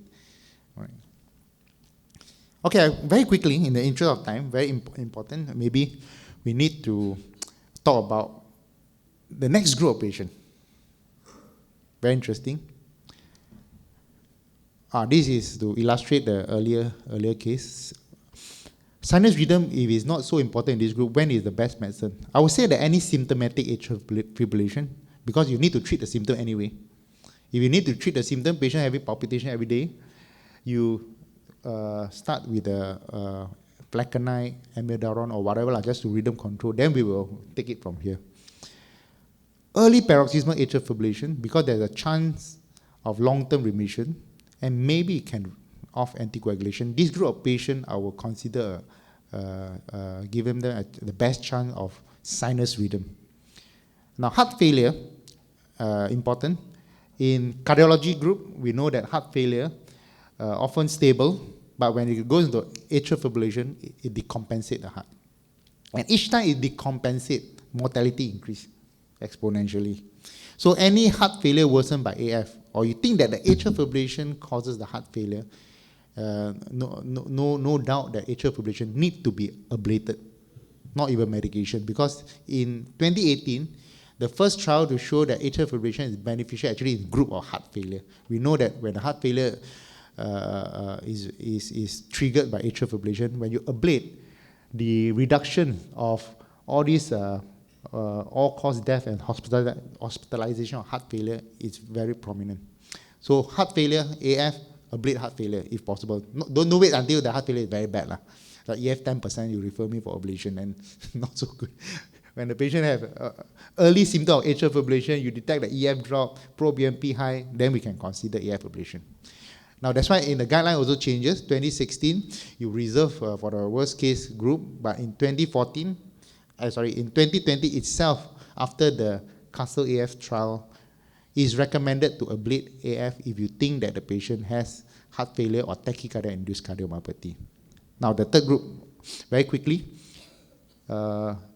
young guy, hypertension, diabetes. So generally, CHEVAS is about 2, basically 2. You need anticoagulation. Palpitation, tried medication, failed. Flecainide failed. Amiodarone better, but failed. So agreed ablation done in 2021. But since then, no more symptoms. So number one, we achieved symptom reduction, no more symptom-free. And nowadays, it's a good tool to have some form of smartwatch, because smartwatch nowadays is quite accurate. Not say quite accurate, but it's rather accurate, reasonable. If you wear it every day, it can tell you even the burden. I only familiar with the Apple Watch. If it tells you that the burden is less than 2%, means that generally there's no recurrence of atrial fibrillation. All right. The question I always get asked, doctor, can I consider stopping the DOAC? Now, I will always answer with the same answer. No data to show that you can stop oral anticoagulation once you have atrial fibrillation and once your CHEVAS is in 2 and above. Until last year, this year I will give a bit different answer because now I have data. Now, somewhere in the end of last year, the Korean group has published a trial. Generally, what you need to know about this trial is there are 2 groups of patients. Both have undergone ablation and has been followed up for at least 1 year, no AF recurrence.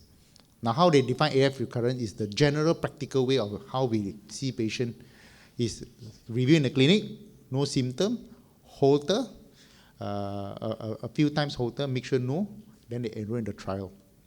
I know there's a bit of controversial here, but what's important is the group that discontinue oral anticoagulation has no increased risk of stroke, number one.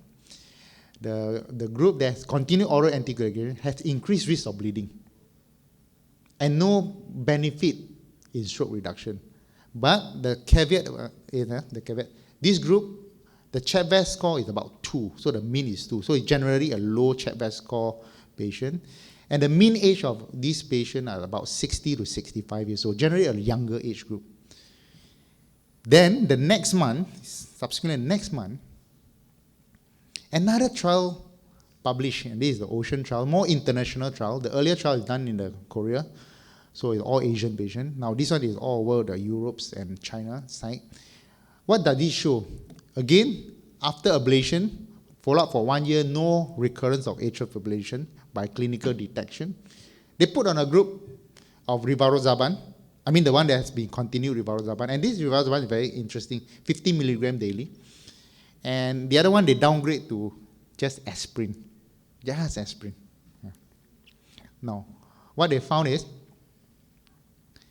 the one with the rivaroxaban group, again, the stroke risk is about the same as the aspirin arm.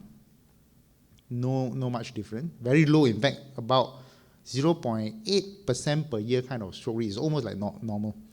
But the bleeding risk in the rivaroxaban group, surprisingly higher than the aspirin group. So it means that rivaroxaban really bleeds a bit more. Now this tells us what? In this group of patients, same thing, CHEP-VAS is about 2, a lower CHEP score, a younger age group, 65 years mean age in this group. Maybe, perhaps, we can consider stopping the oral anticoagulation. So now I will say that ablation success alone is not an indication to stop oral anticoagulation, but there's emerging evidence, so watch this space. Maybe next year I'll tell otherwise. So it always change because the evidence keep on coming. And we have seen that a lot of patients, even 20 years ago, ablated even with the earlier technique, no AF recurrence. Can I stop anticoagulation? This is a very common thing. I will say that I will be very careful in very low CHEP-VAS score patient. I will consider that. Now, my take-home message is sinus rhythm is not a religion. It's a therapy, but it's only powerful when you use it early, wisely, and in the right patient. With that, I'll thank you for your kind attention. Any question? Yes.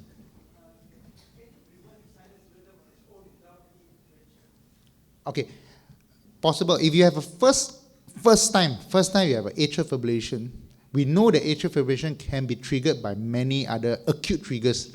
For example, infection. If you have a pneumonia, we see a lot. If you alcohol binge, you go to Thailand, you have a wallop something, drugs related, certain drugs. What else? Thyroid problem. Now, this sinus rhythm, sometimes it reverts by itself, then you watch. Usually in younger group of patients, I will watch. I will not do anything first. It may. But the second recurrence tells you that it's not a trigger. It's not an acute trigger. It's a disease already. So once you have a second episode of atrial fibrillation, it is paroxysmal atrial fibrillation. Correct. That's the key thing. A lot of atrial fibrillation are asymptomatic. I was in the earlier morning, I wanted to give an opinion. You know, nowadays, a lot of diseases, heart attack, heart failure, atrial fibrillation, in a rising trend.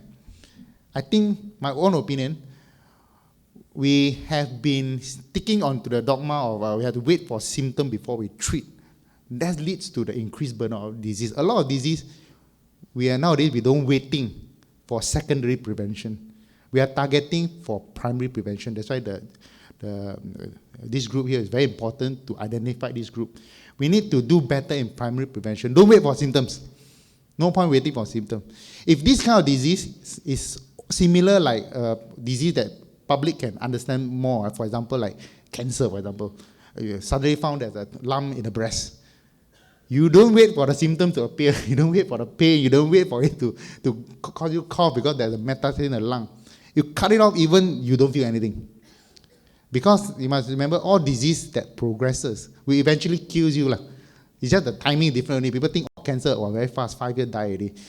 AF, heart attack, same thing. The QD within 10 to 20 years, and in fact, the burden of mortality due to all this cardiovascular disease is higher than all cancer combined.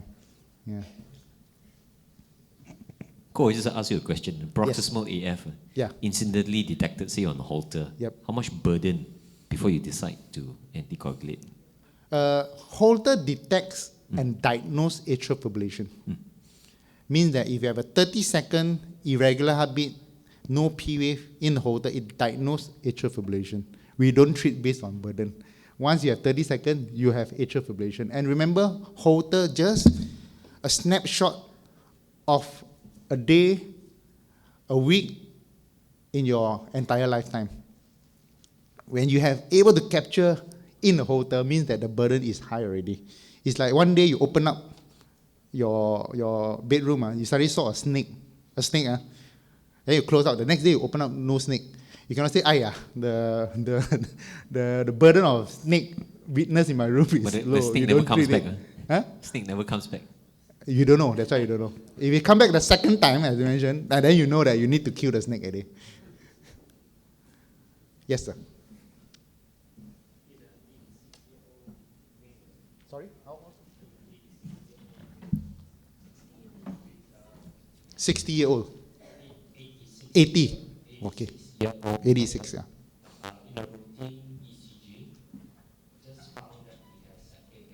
Mm-hmm. Mm-hmm.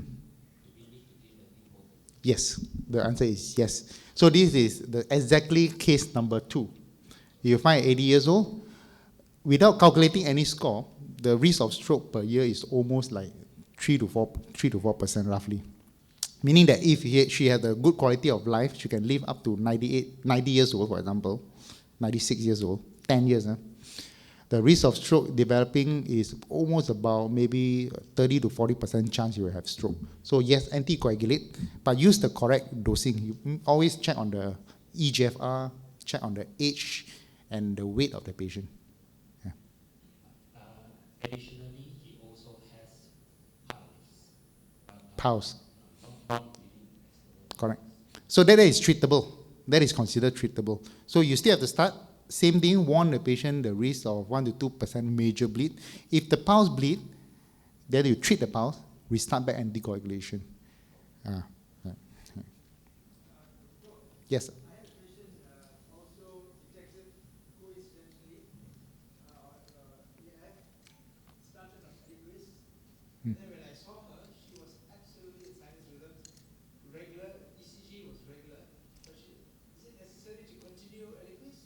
Yes. So if that's why I think when someone is diagnosed with atrial fibrillation, it's almost like a lifelong disease.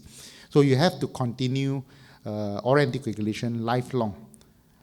Only the case number 3 particular group you can consider stopping, but usually we don't make the decision within 1 or 2 years. Although I have some evidence, the current group of patients I will still wait for a few more years. That's why I said watch this space for the next few years. I will need to see more data. If it's really convincing enough, then I will probably stop anticoagulation. Only those have undergone AF ablation, because AF ablation is the one tool that can really suppress and eliminate AF. Medication, no, I don't think so. If you are on medication, then you have no chance of stopping the anticoagulation.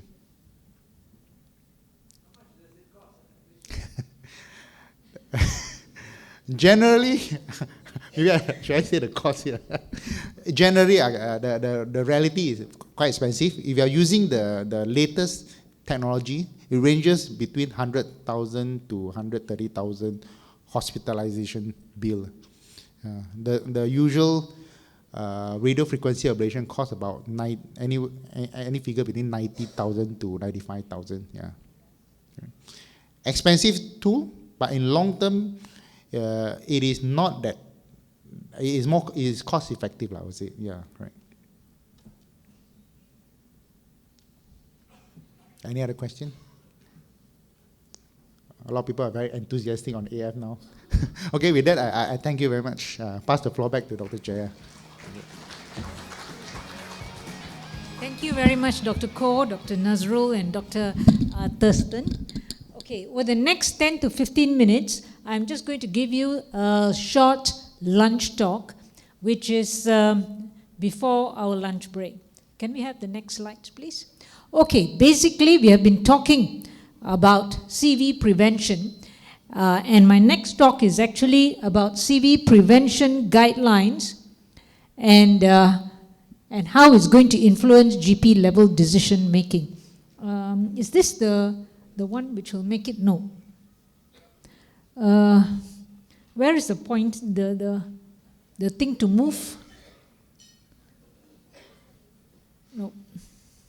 I think I would need not this.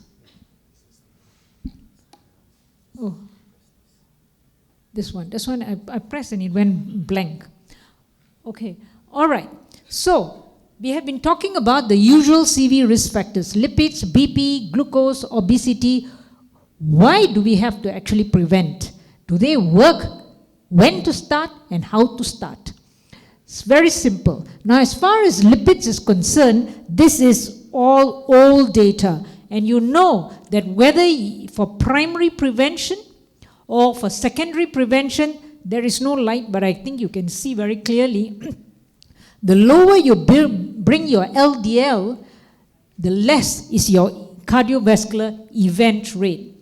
And the concentration, in fact, almost all the studies have been with LDL lowering. This is statins with LDL lowering. The studies on the use of fibrate to bring down your TG and increase your HDL did not show a reduction in event rate. And it doesn't really matter how you bring it down, whether you bring it down with just medications, by diet and trial, or by using PCSK9 or ileal bypass. It is the amount of LDL reduction that's going to make a difference. And you can see in whichever you get for 1 millimole of LDL lowering, you can reduce your risk of a cardiovascular event by about 22 to 23%, whatever way you bring it down. So the important thing is bringing it down adequately. And the interesting things people say is, how low should you go? 2 already very good. Well, why do you want me to come lower? Well, this is all old studies. This is this is using intravascular ultrasound looking at regression. And if you bring your LDL less than 2, which is about 80, we can only show that there is no progression. If you bring it down to less than 1.6, which is almost about 55, you see regression. Okay? This is what you want to see. You want the plaque to get less. And this is a very eloquent study where they used this PCSK9 inhibitor, evolocumab, and there was an angiographic sub-study, and they were able to show that if you bring your LDL lower, then the chance of regression, which is below 0, is greater. So if you want to see regression of plaques, you want it lower, lower and lower. And the earlier in life you do it, the better. Okay? If you bring it down at, say, 40 rather than to wait until you're 60, you get more benefit. So the earlier it is, the more benefit. High blood pressure is the same thing. This is all data, but it very clearly shows that just bringing it down by a little bit, 2 millimeter decrease in mean systolic blood pressure is translated into very significant reduction in cardiovascular and stroke mortality. And again, we talk about lipids, sugar. Now, this is from the DP study. It's a long-term follow-up of the US Diabetes Prevention Program. And what they showed was this was over a follow-up of 20 years. If you are able to keep, unfortunately the pointer is not working, if you can keep your HbA1c to less than 5.7%, that means you are normoglycemic, your chance of getting a cardiovascular death or heart failure is much reduced. But you can see that the number of people who get regression or remission decreases as the years go by. So if you can keep it less than 5.7, you actually do better. So, the other big question, yes, it all works, yes, good. When do we start? And how to start? First is, when do we start? Okay, now we always talked about, of course, if you can start it before you get disease, primordial prevention, that is the best. That is why they talked about the Lives 8 or Life 9. Primary prevention before you get disease. Secondary prevention is after you start disease. Of course, everybody talks about lifestyle. Question is, when do you start medications? Okay, that's when the patient gets AG, you also get AG. Okay, if you are very young, you do not have any form of disease, subclinical disease pun tada, you're a young person, it is all lifestyle, lifestyle, lifestyle. If you already have disease, then it is lifestyle plus medication from the word go. Okay, this is the 2025, the ESC guidelines, which they have already talked to you. If you already have a documented cardiovascular disease, even if it includes coronary angiogram or a CT scan or a carotid or femoral ultrasound or a calcium score of more than 300, you are already put at a very, very high risk, and you're talking about an LDL of less than 1.4, which is less than 55 milligram per 100 mils. So really very low. Okay, these are people who already have heart disease. And when do you start it? Immediately, the moment you detect these people have problems. What about the ACC? This was on the management of acute coronary syndrome. Now these people, again, LDL is less than 55, which is less than 1.4. Again, started at the word go. Now, that's a slight difference between the Europe and the Americans. Americans, this was a recent one, but they said they start first, reassess after 4 to 8 weeks, and then see whether they need to step up. The Europeans are a bit more aggressive. This is the European Atherosclerosis Society. And they actually aim for an LDL of less than 55, which is 1.4, at the word go. From the word go itself, if the LDL is more than 55, you combination lipid lowering therapy, that means statin plus ezetimibe, and if you don't reach that, you actually think about PCSK9 or inclisiran before you are even discharged from the hospital. So they are very aggressive. And I mean, our guidelines also the same thing. You start it at the word go. The moment you make a diagnosis, bang, high intensity statins. What about for blood pressure? What do the 2024 guidelines say? Now, according to the ESC, if you already have any of these established heart disease, established cardiovascular disease, CKD, any form of hypertensive disease, diabetes, or familial hypercholesterolemia, if you can show that the BP is more than 140/90 on 2 of his BPs, or if the home BP is above 135/85, they would initiate drug therapy almost immediately. If it is between 120 to 139 or 70 to 79 diastolic, then they would watch lifestyle. They only said 1 month, very aggressive. They want the treatment to be less than 130/80 in 1 month. If it doesn't, start drug therapy. Very aggressive people. So, but that is very clear. So if you already have heart disease, very easy. Stroke, heart disease, you know you have to start very easy. The big problem is primary prevention. Patient doesn't have heart disease. How do you decide? Do you need to start medications or not? Lifestyle, yes, you tell them the same thing. Okay, there have been a number of risk calculators. Way back first is the Framingham risk score. Unfortunately, this is the only one which we have validated in our population. So this is the one that we are using, although it's very, very old, 1998. The Americans have moved on to the pooled cohort equation, and right now they are using this PREVENT, predicting risk of cardiovascular disease event rate. And the PREVENT one, you can estimate CVD risk at 10 years, short terms, and 30 years. And for a young person, they may be at low risk in the short term, but over long term, they may be at high risk. The PREVENT, it incorporates the cardiovascular, kidney and metabolic heart. They again have an app, okay? And if you are sex, cigarette smoking, are you already on lipid lowering therapy? Then you put your age, your HDL, your BMI, your total cholesterol, your systolic blood pressure, your EGFR, whether you have diabetes or whether you have medication for antihypertension. With that, you can calculate your 10-year risk score. You can, in fact, other things you can add on. Your urinary ACR, your HbA1c, your zip code, depending on which part of America you are staying. If you are in a socially backward area, then your risk may be higher.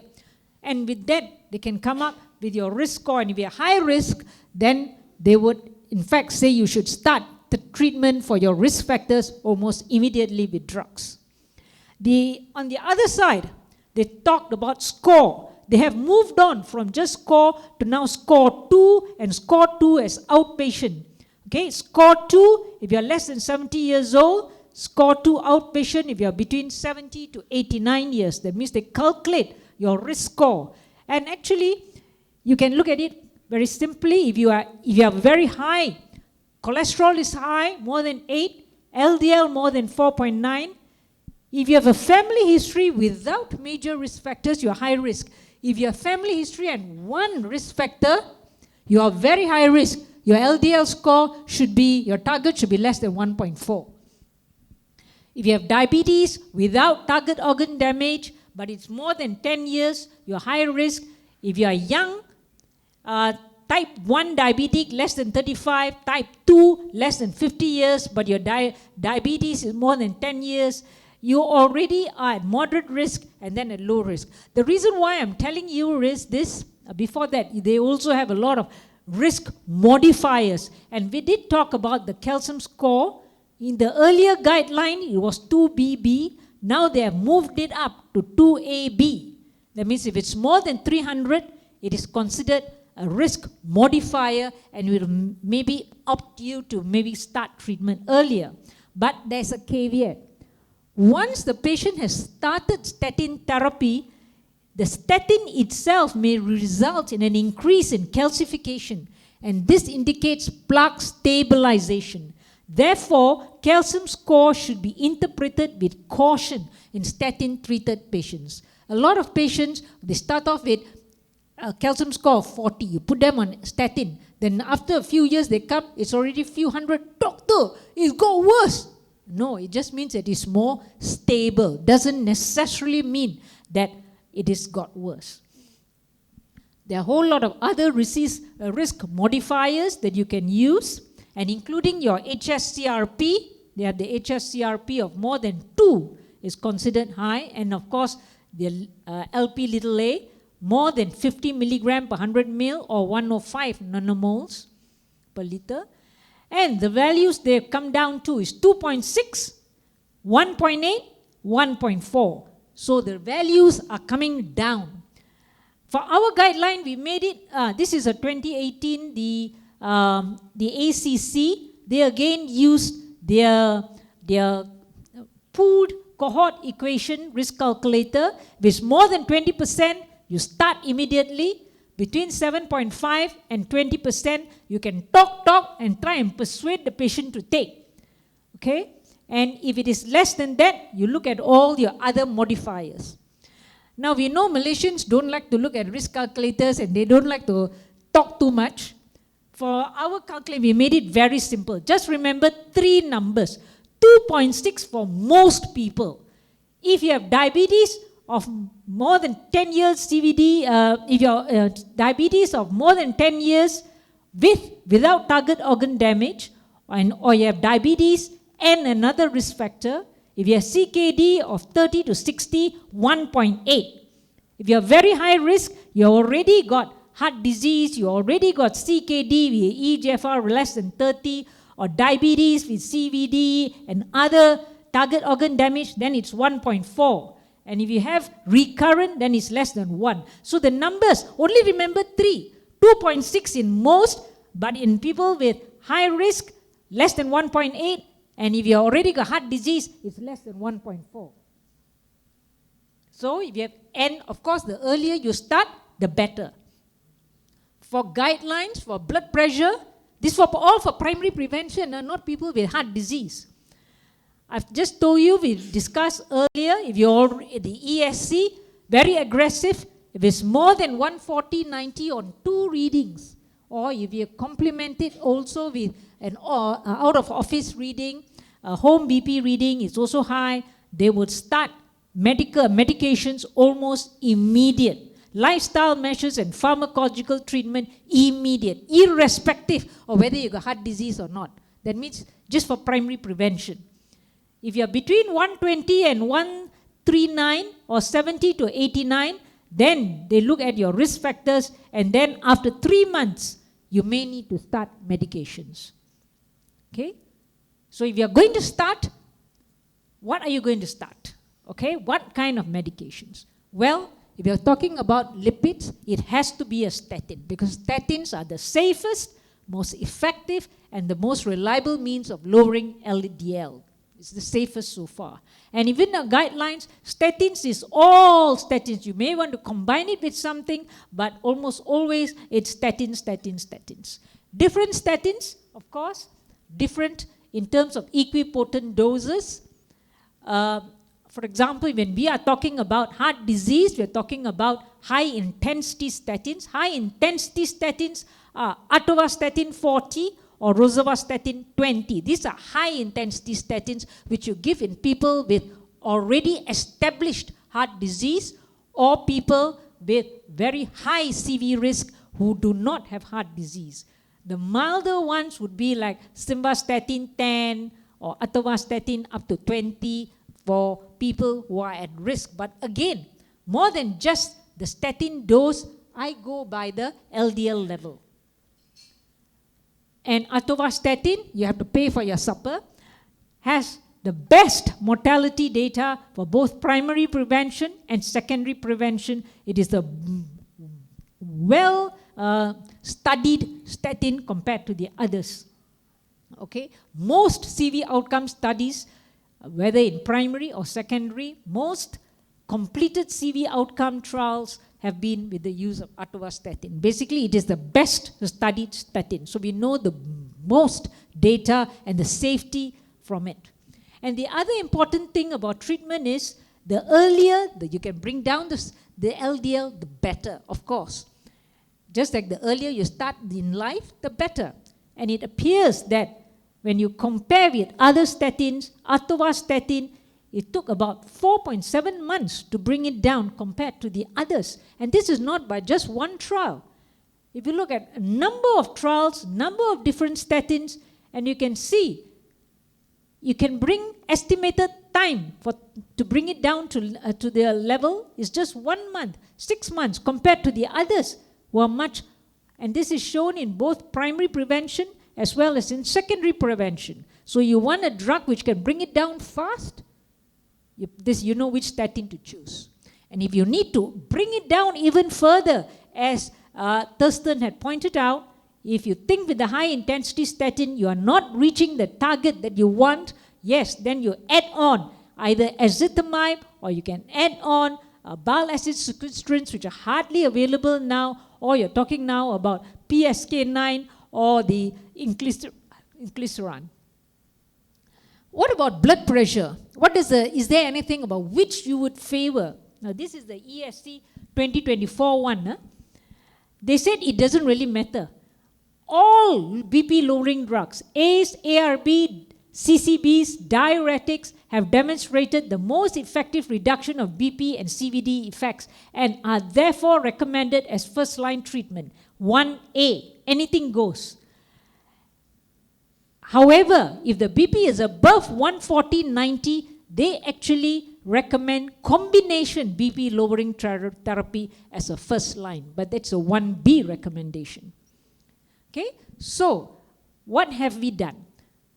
Yes, it's well proven in primary prevention, secondary prevention, treating lipids, BP, glucose, and your obesity will make a difference in terms of CV events.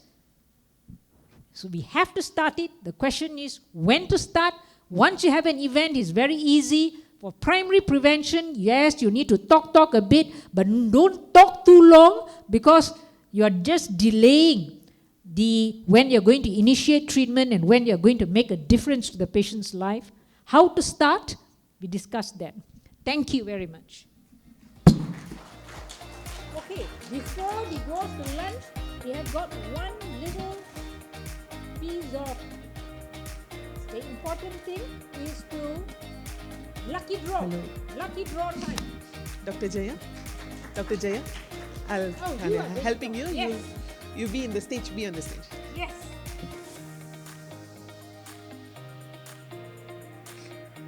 They've already drawn it. Not yet. Not yet. Okay, before we break for lunch, it's time for our first lucky draw session. Okay, I invite Dr. Jayamala to please step to the front of the stage and to present the prizes to our lucky winners today. So all eyes on screen and good luck to all of you. Let's start. Dr. Lim Ki Hui. He brings back home exclusive SJMC merchandise. Please come.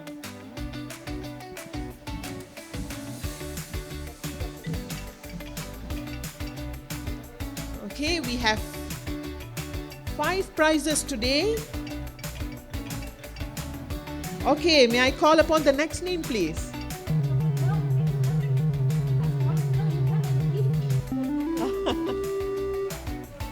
Dr. Muhammad Gaul. Come to present the next gift. Okay, Dr. Nazira Kuzaima. Okay, she's here.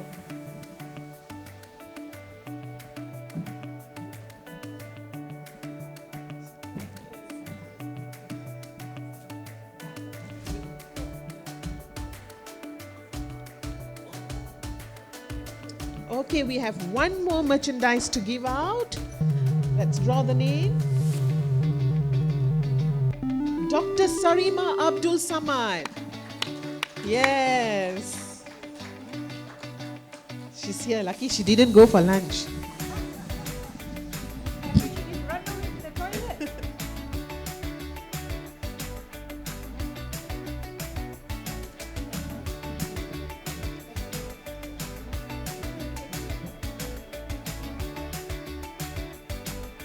That's nice. Thank you. Okay, we have 2 more prizes to go. Now we have a portable wireless speaker to give out. Okay, let's draw the name. Dr. Ku Nelson, are you in the house? Yes. Congratulations.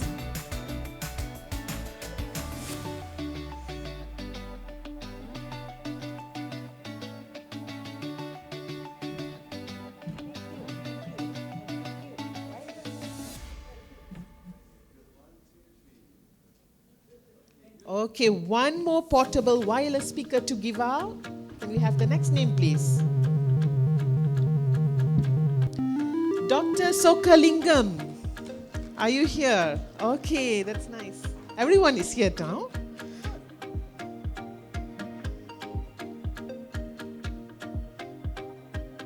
You want to scream to your patient.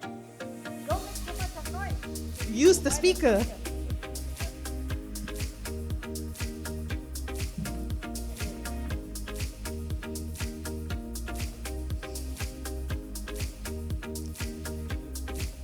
Thank you, Doctor, and congratulations to all our winners. To the rest, don't worry. We will have another lucky draw session and end of the day. Now I would like to invite our official photographer to please make your way to the stage. We'll be taking a nice group photo of all of you from the stage.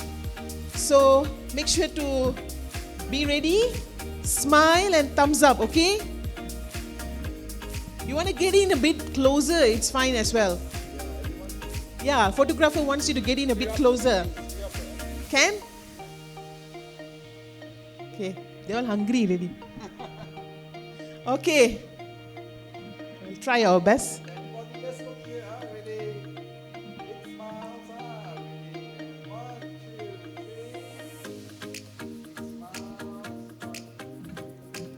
Thumbs up. Okay. Good afternoon. We are back here again. So hope everyone have a nice lunch, not too heavy. The next session also not too heavy. We're going to have a very relaxing quiz session. I don't know whether I got a prize for this or not. So we're going to showcase a few clinical scenarios, ECG, images, X-rays, and let's play along if you can. So maybe ask Thurston to show the very interesting your cases. Let's see.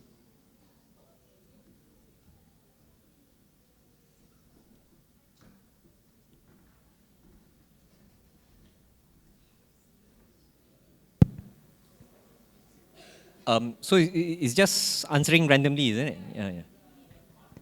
Okay, 78-year-old, worsening breathlessness and lower limb edema. What is the clinical sign shown on neck examination? Please don't say raise JVP. I've already given the options there. A, B, C, D. So just kind of think of it for a while. Okay. So just random, 25% chance of getting correct. Who thinks it's A?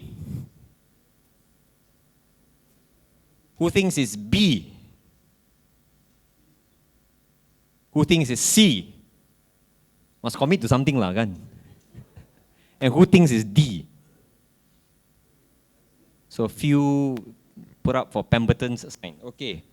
Next slide, please. So basically the answer is Lenz-CC sign. So what is Lenz-CC sign? You know, JVP, there's actually an art form to it. You got, basically it's a fiddle kind of double pick kind of thing. So you got A waves, V waves. So what you see in Lenz-CC sign is basically these giant CV waves. So the merging of the C and V in such a way that you see this giant waveform. Okay? And it happens in severe tricuspid regurgitation. And it's caused by the obliteration of the normal X descent. Next slide. So these are some of the, so what are A, C, X, V, and Y waves? So you can see A is when the atrial contracts. C wave is when there's ventricular contractions, so the tricuspid bulges a little bit. You don't actually see the C wave. What you see is the A and V. X descent is atrial relaxation. V is the atrial venous feeling. So you get a bit of pressure from there. And Y descent is ventricular feeling, so the tricuspid opens, the pressure drops. Next slide. So there are a few abnormal JVP waveforms. It's going to be a bit boring. Most of the time, we won't be able to differentiate that, but for sort of academic purpose, elevated A wave, commonly in raised PA pressure, pulmonary hypertension. Canon A wave is, sometimes you see that in complete heart block because of the atrial contraction gives a closed tricuspid valve, so you get that back pressure. Absent A wave is common in atrial fibrillation. So elevated V wave is what I've put up to you. It's basically the merging of the C and V wave in severe tricuspid regurgitation. Kussmaul's sign is when neck veins rise in inspiration rather than fall. So when you inspire, you increase your thoracic volume, so there's a drop in the pressure, so by right you should have a fall. So in pericardial tamponade, when you inspire, the neck veins actually rise, so that's called Kussmaul's sign. Friedreich's sign is exaggerated X wave or diastolic collapse of the neck veins from constrictive pericarditis. Pemberton's sign is different. Pemberton's sign is what you see in SVCO obstruction. So you get facial plethora and you raise your hand, the plethora. That's Pemberton's sign. Okay? Something you never heard of, huh? Okay. So quite important to observe the neck in cardiovascular examination. Absolutely. Yep. So sometimes we will say, oh, raise JVP and etc. This is just the severe TR wave. Yeah. Next. 26-year-old male smoker, severe central chest pain for 3 hours. What is your ECG diagnosis? I'm not asking clinical diagnosis, the ECG diagnosis. From ECG, what do you think is the diagnosis? So again, just show of hand, inferolateral STEMI, acute pericarditis, quite a few hands here, benign early repolarization, Left ventricular hypertrophy. Very confident. Dr. Kishab says, nah. Okay, so next slide. The answer is acute pericarditis. So let's just go through. I've color-coded them a little bit. What you see, number one, widespread ST elevation. This is not very typical here, but more usually you see a sort of a saddle-shaped kind of ST elevation or concave shape. A little bit more obvious in V5 and V6 perhaps. So widespread ST elevation. Second thing you see is ST depression in V1. Third thing, in the lighter blue, ST depression and PR elevation in AVR. If you look at the lead AVR, ST depression, and if you look at the PR segment, it's a little bit elevated. That's quite often a good sign of acute pericarditis. And there's this thing called Spoddick's sign. Spoddick's sign, you look at the bottom rhythm strip on lead 2, you get this down-sloping TP segment. So the end of the T wave, so Ko was pointing to there, end of the T wave till the start of the P, the TP segment, you see it's actually down-sloping. That's called Spoddick's sign. So this 28-year-old guy has acute pericarditis. This is a patient through ECG from SJ a few months ago. Yeah? That's most of the acute pericarditis, sometimes you don't find out the cause. So commonly you think of infective, usually they can be viral. So we send off the panels. I didn't identify a specific cause in this, EP and etc. all were negative as well. He's a vapor, I'm not sure whether that has any relation or not. So this would probably be saying an idiopathic pericarditis, yeah. So a lot of times I think the pericarditis is quite challenging because, but I think the history is sometimes quite important, right? The history. Yeah, but it's also important for me to say that in a way it is a diagnosis of exclusion. Because if you were to think of MI in this case, even though it's a 28-year-old, technically not wrong. I think in this particular case you would send him over regardless for evaluation, someone with central chest pain. I didn't appreciate the pericardial rub in this case, yes.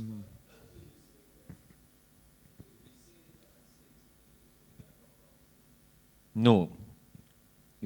So in fact, I think in real life, you're right, you have to consider all diagnoses, especially in this case. Let's say, even for me, when I'm on call in the middle of the night, this kind of pain with subtle ECG changes, we don't make the diagnosis of acute pericarditis immediately. When you see the patient and not too sure, of course the history sometimes will tell you, oh, maybe fever like two weeks ago, very subtle. And then the pain is like, you breathe in, more painful or something like that, relief when you're leaning forward. Oh, okay. Then the trick is to repeat another ECG in 10 to 15 minutes time. I don't know whether you repeat early or not. I think 10 to 15 is enough time if you have an occlusive myocardial infarction. Occlusive means that block, totally like STEMI. It will have changes, man. Very rarely when we see, when we balloon angioplasty, 1 minute already got ST changes already. 15 minutes, it will have changes. If no changes, then you'll probably say that probably not MI type, especially young patient, atypical history. Another thing, as Dr. Garner mentioned earlier, echo, bedside echo. We of course, we have the luxury of doing a bedside echo. Immediately you do a bedside echo, you know that hypokinesia, you know that, something is not right. CHOP T sometimes can be misleading in the first 4 hours. It doesn't rule out if the chest pain is within the very early hours. So yes, you're right, you consider all. Benign early reprisation, I mean patient in pain, usually we don't consider that. Left ventricular hypertrophy, it doesn't really fulfill the criteria of left ventricular hypertrophy. So it's either between inferior lateral STEMI and acute pericarditis. And that's where all these tests helps. Yeah, so which is why actually I was very careful with my question and say, what is your ECG diagnosis? I didn't say the final clinical diagnosis. From my point of view, if I were to encounter this in the primary practice, I'll refer on as ACS or MI with a differential of pericarditis. And I think it's incumbent upon us at the tertiary level to work that out. Anti-inflammatory, high doses of aspirin, colchicine. Yeah. Okay, thank you very much, Dr. Thurston. Now I welcome Dr. Shamrus to present his interesting ECG cases. Come, Shamrus. Which one is this? Oh, okay. This was a real case referred to my clinic. The other Purposely day. make this a bit slanted. Yeah. Because that is how we are presented. Every time somebody give me a WhatsApp ECG, sometimes terbalik, sometimes like this. At the end of the day, actually this is real life. Right? Correct or not? Sometimes it's a bit blur. I have to see whether the ST changes, the P wave or not. This is real life. 76-year-old female patient referred urgently to ER for acute MI. Patient actually went to clinic for routine medical checkup. No symptoms whatsoever. She was actually well. She went because she last saw me 3 years ago, wanted to repeat her blood test. For some reason, there's a package to do ECG, very cheap. She decided to do ECG. GP got a shock. Write a letter quickly, send to ER now. We worry about heart attack. So this was the ECG by the GP. Next. This was the ECG in our ER. Hemodynamically stable, no pain, nothing. Very well. Next. So what do you think happened? Anybody thinks A? ECG, okay. Go, you can ask the... Okay. Had a look, enough? Yep. So who can describe the ECG? Anybody wants to volunteer? Okay. Anybody think there's like a left ventricular hypertrophy kind of pattern? Yeah, I think everybody agree that that's the most obvious. Okay, so I mean, okay, anyway, okay, let's go through the choice first. Anybody thinks it's A? Show of hand. B? Nope. Inferior non-STEMI, let's see. When it says STEMI means ST elevation. Yeah. I don't see any ST elevation here. 2-3 AVF, there's no ST elevation there. Probably not. Probably okay, not. Probably not. Okay. C? Lateral STEMI. So lateral STEMI, you look at lead 1 AVL. No ST elevation. No, probably not. D? Interesting, hypertrophic cardiomyopathy. Okay. So basically it's D. This patient actually had many ECGs over the years. So I think the GP didn't ask her. She knew about this actually. Her ECG has always been abnormal since her 20s. So she was referred to ER, they did troponin, completely normal. She's actually well clinically. So in somebody who's very well, you see this kind of ECG changes, of course you always worry about non-STEMI. That is one possibility, but patient is clinically well. If you actually take the history, you ask the patient, she's known to have this in the past. So her echo actually showed, that I don't know, on the right side of the screen is actually the left ventricle, apex there, the wall is very thickened. She actually has apical hypertrophic cardiomyopathy. This is the kind of ECG you see in apical HCM patients. Next one, this is echo. This is MRI. Nowadays we can do MRI just to let you know what's available nowadays to further diagnose certain conditions. So in Subang Jaya we also have cardiac MRI. You can see the apex, where the arrow is pointing. The wall is actually thickened just in the apical region. So on ECG you will see that kind of changes. Okay, this is apical hypertrophic cardiomyopathy in patient who's very well, unlikely to be ACS, but no harm to refer them to ER for further checks.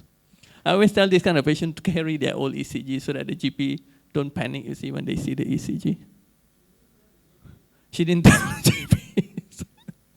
Okay, next. So if this kind of patient that comes to a routine screening and you see this kind of ECG, then probably we have to check the blood pressure, make sure it's not uncontrolled, very important. Maybe we check for a heart, whether got any ejection systolic murmur. Because why? In this group of patients, elderly, another common diagnosis would be aortic stenosis. Now, aortic stenosis, sometimes they can have no symptoms. Until when they develop symptoms, that is a bad prognosis. So if you hear ejection systolic murmurs radiates to the neck at the aortic area, that's one of the differential. And of course, sometimes all this hypertrophic cardiomyopathy can present with a bit of murmur as well because of the flow obstruction at the left ventricular outflow tract. Make sure you check the BP, make sure you listen for murmur. Then, okay, let's refer for further assessment because sometimes these kind of changes can represent silent coronary artery disease. Yeah, can. Yeah. You still need, it's one of your differential. You still need to exclude it. Yeah, but the fact that she has this kind of ECG for many years, tend to exclude that. Okay. The other thing I was going to suggest was just simple hypertension with hypertensive heart disease and LV strain. And I think the importance of that differential is because if this is hypertensive heart, you treat over a period of a year, the ECG might Normalize, yes. Yeah. Correct. The echo Very good. also, yeah. Good point. So routine check, although if you see this, remember all the points, BP, listen to the heart, get more history, previous, all this. Yeah. Very good. Yep. Oh, yes, sir. Okay, electrolyte balance. Shamros, what do you think? You can, but actually her blood tests were normal. She was referred purely for the ECG. They did, yeah. It's a medical checkup, blood test plus ECG. Okay, a bit about electrolyte imbalance. Although in the textbook it always say electrolyte imbalance can cause a lot of arrhythmias. In real life, the one that is classically cause a lot of ECG changes would be hyperkalemia, hypokalemia, very common. Hypercalcemia and hypocalcemia less common unless you have a specific condition. Hyponatremia doesn't any issue as far as my experience tells me. Now, hypokalemia usually doesn't cause a localized ECG changes only at the lateral side. It will usually cause widespread changes because it involves the whole heart. Usually.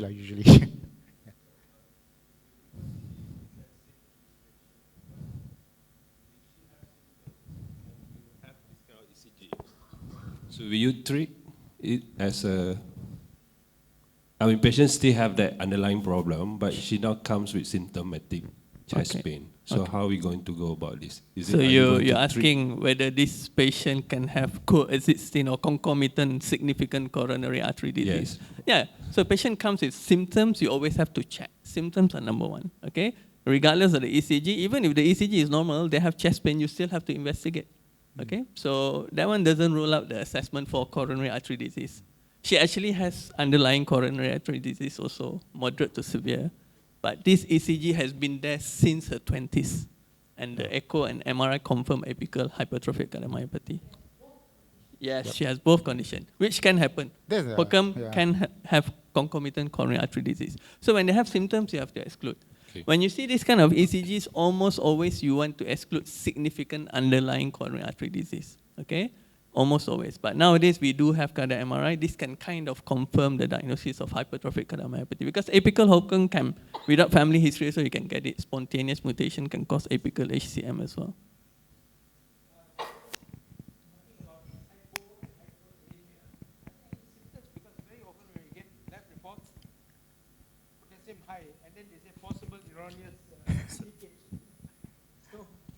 Then you don't know whether to repeat it. Perfectly, clinically well. Yeah, in fact, that's the most common error in the lab. Yeah. Usually no symptoms. If you do an ECG, let's say a potassium come in lies with a 6.0, you know it's a potential lysis or whatever. No symptoms. ECG shouldn't have any changes. It'll be like normal. I think talking about Keshev's finding of high potassium in seemingly normal people, I think one of the reasons I believe is that after the blood has been collected, there's some time lapse until the thing is done, so all the RBCs lies and... Yes, you're right. that is the thing. I always look at the time collected and the time they interpret. Usually it takes more than 20 hours to be kept. Even taking the blood from the vein. Yes, correct. Excellent. Also it can rise. Good point. Thanks for raising that up. 3 weeks later for his results. He is fine. Correct. So I don't bother to repeat. Yeah, correct. I also don't bother to repeat. So a very good clinical question also, but because I think the case Justin presented and yours is very good to tell us that clinical is still very important. The ECG just tells us, complement the suspicion that we have. But of course, we need to learn all these ECG changes to make us better. Very good. Yeah, sir. This thing about hyperkalemia is so common, especially when you send to Gribbles or Path Lab, because I think they take in the morning, by the time they do it's evening. But there's a ball game that's changed now, medical legal. You know, sometimes you see potassium of 7, 8. In the old days, you say this is all lysis. Okay? One patient died. And the query was, why was it not repeated? And was totally completely non-defensible. You know, urea was normal, creatinine was normal. finally it went to some funny medication or something that she was taking, but wasn't defensible and had to go to court. So although we say it is, I mean, the era has changed. When Jayamala and I were young doctors, we never thought, no lawyers came to visit us. Now they come. So I think the onus is upon us to look at it, explain to the patient. You may want to repeat it. Often when they come to see me with this result, I look at where it was done. And I'll suggest just do it one, because in Subang it costs more, but the test is done immediately, and you see a normal result, we are clear. I think the onus is upon us.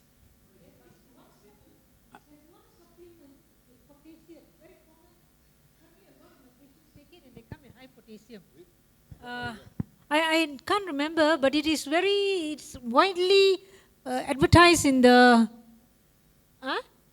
some Shopee thingy, well, I don't know, something with potassium. It contains potassium.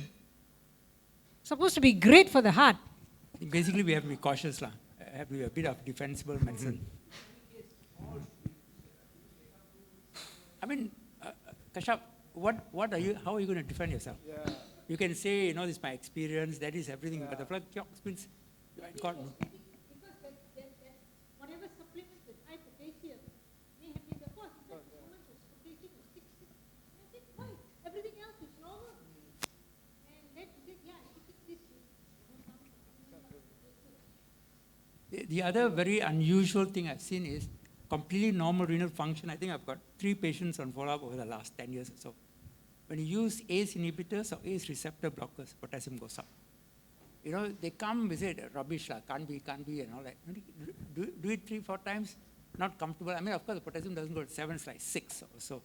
And then you stop the ACE receptor, you put them on a calcium channel blocker, you repeat after 2 weeks, potassium is normal. So there are few unusual instances where ACE receptor blocker causes the potassium to go up, even though renal function is normal. So I think some of this we have to watch, and I mean, normal, anything 5.5 or percent, say don't worry, nothing will happen, but I think crosses 6, you have to be careful already. Yeah. The lab error usually below 6. It won't be so high. Oh, I have seen 7, I've seen 7. 8. For lab error? Yeah. Oh, okay. Wow. Then it's incompatible with life. Yeah, you expect the patient to be dead, cannot be.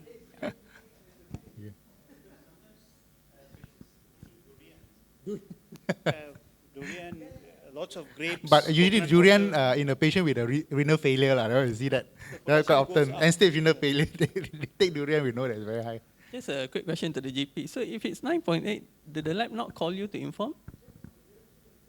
But legally, they should tell you.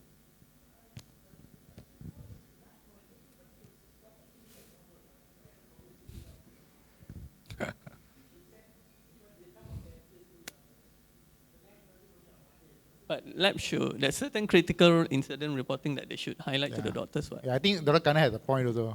Once this thing had happened, we have to be very, very careful. Yeah. In the past, we also don't bother much. Okay. Okay. Okay, so whoever paid attention to Dr. Kanan's talk had seen this before. So 79-year-old female patient came to ER with SOB and near syncope. Glucometer 12 at GP, referred urgently to ER to exclude diabetic ketoacidosis, non-hypertension, dyslipidemia, type 2 diabetes. ECG was done at GP, told her nothing acute, nothing specific. So this is the ECG in our ER. Everybody seen any changes? Okay, so those are the options. Acute inferior posterior. So did we talk about that just now? No. How do you see acute inferior posterior ST elevation, MI? We have ST elevation in 2-3 areas with ST depression in V1. Excellent, yeah, correct. Wow, yeah, correct. Correct. Power, yeah. Very good. Okay, so it's not. What else? Non-specific T-wave abnormalities. I always see that in the ECG diagnosis. What is that actually, Shamrus? Yeah. Non-specific lah. So basically non-specific. I mean, don't say ECG changes are non-specific, especially if they're new changes. You have to always go back to the old ECG first ECG, you can never really say it's non-specific, especially in a 79-year-old lady, you can't really say it's non-specific unless you've excluded acute illnesses. You see, like, obviously, two main things that we always have to exclude is acute coronary syndrome, anything related to maybe a right heart strain, just to give you a clue.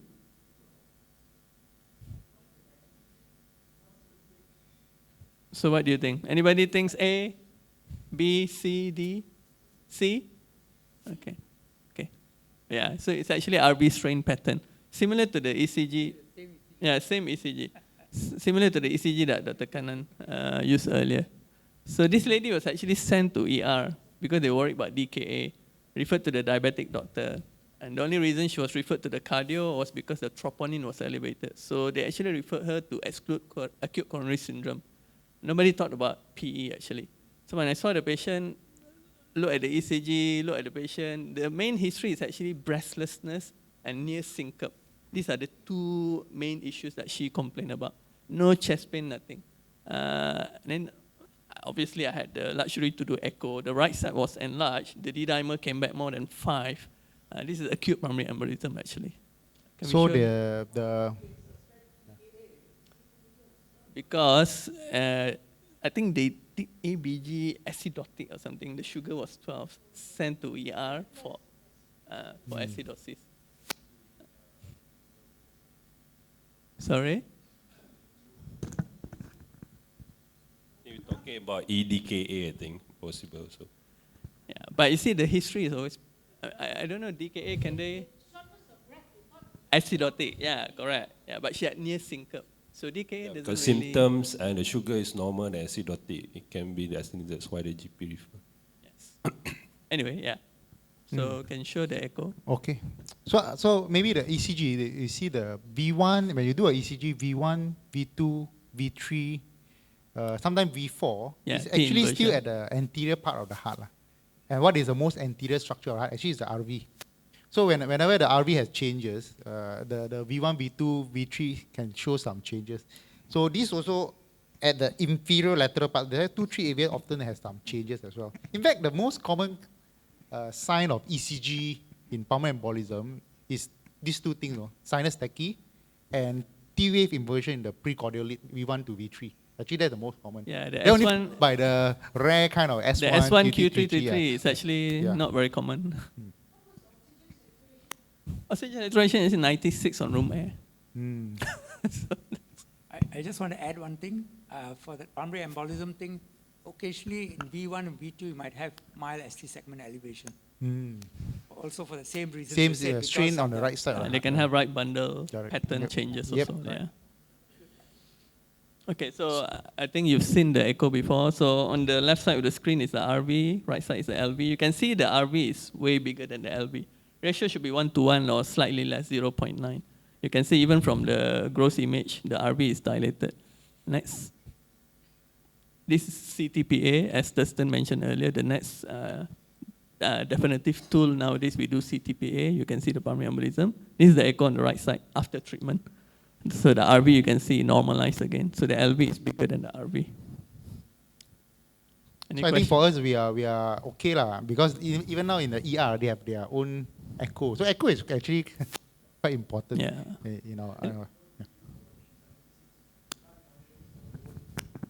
How did you treat her? She actually, we had, well, she's not under me directly. She was under somebody else. Referred for intervention, under the intervention radiologist. She actually went in and then, thrombectomy and all that. And then subsequently referred to hematologist to find out the reason why she had PE. She actually had bilateral DVT and PE. So a lot of them presented after some form of surgery, lower limb surgery. Yeah, correct. This one no surgery, nothing. So not clear why she had DVT. So even though, nothing, PET scan. A lot of them even not. A non-post-op patient, you have to be careful because a lot of malignancy can cause this kind of DVT and PE. Ovarian CA, colon CA, history of breast cancer. I think PE, the most important thing is the index of suspicion. If you don't think about it, you won't refer. I think that's the main thing.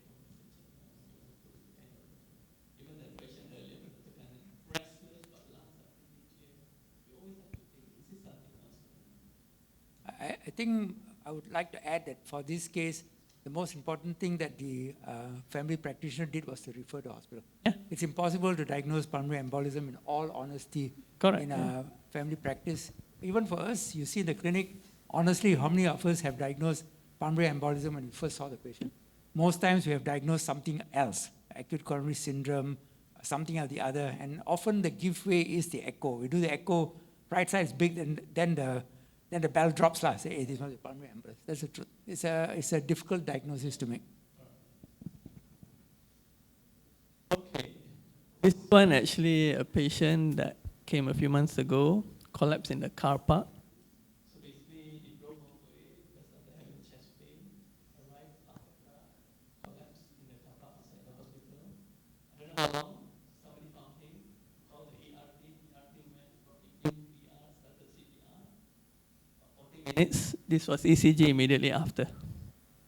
Return of spontaneous circulation. So A, B, C, D.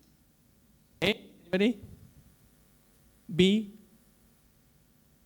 C, D. Okay, got a few D there.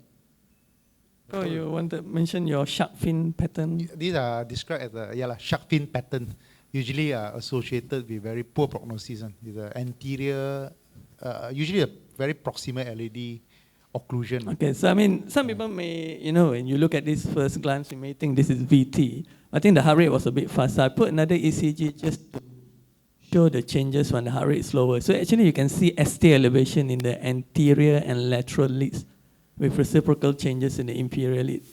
So we, obviously, patient was intubated on inotrope. Nowadays the teaching is to go in. We don't know the neuro, whether it was still okay or not, out of hours.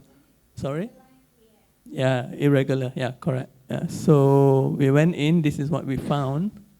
Completely occluded proximal LAD. The left side is before PCI. The right side is after PCI. You can see when it's occluded at the proximal segment, the LAD and the diagonal were both gone. That's why you see the anterolateral ST elevation.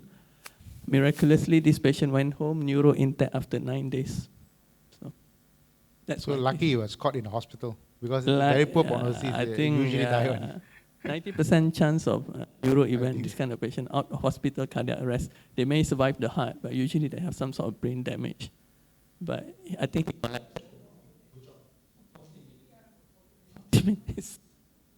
very good CPR. Effective CPR. Very good CPR. And defib, I think. The A. Our CPR record is 75 minutes. Yeah. 4 hours.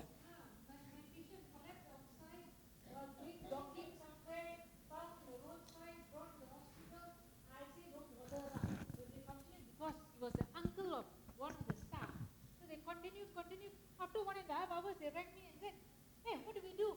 He's still alive. Yeah, he's still continuing. I said, stop, because you couldn't have a rhythm, but they continued. And then the fellow walked out of the hospital, man.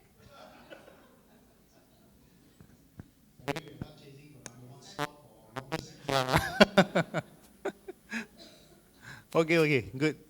All right, maybe Dr. Kannan, you have a very few interesting, something like a short case scenario. I really can't remember my slides.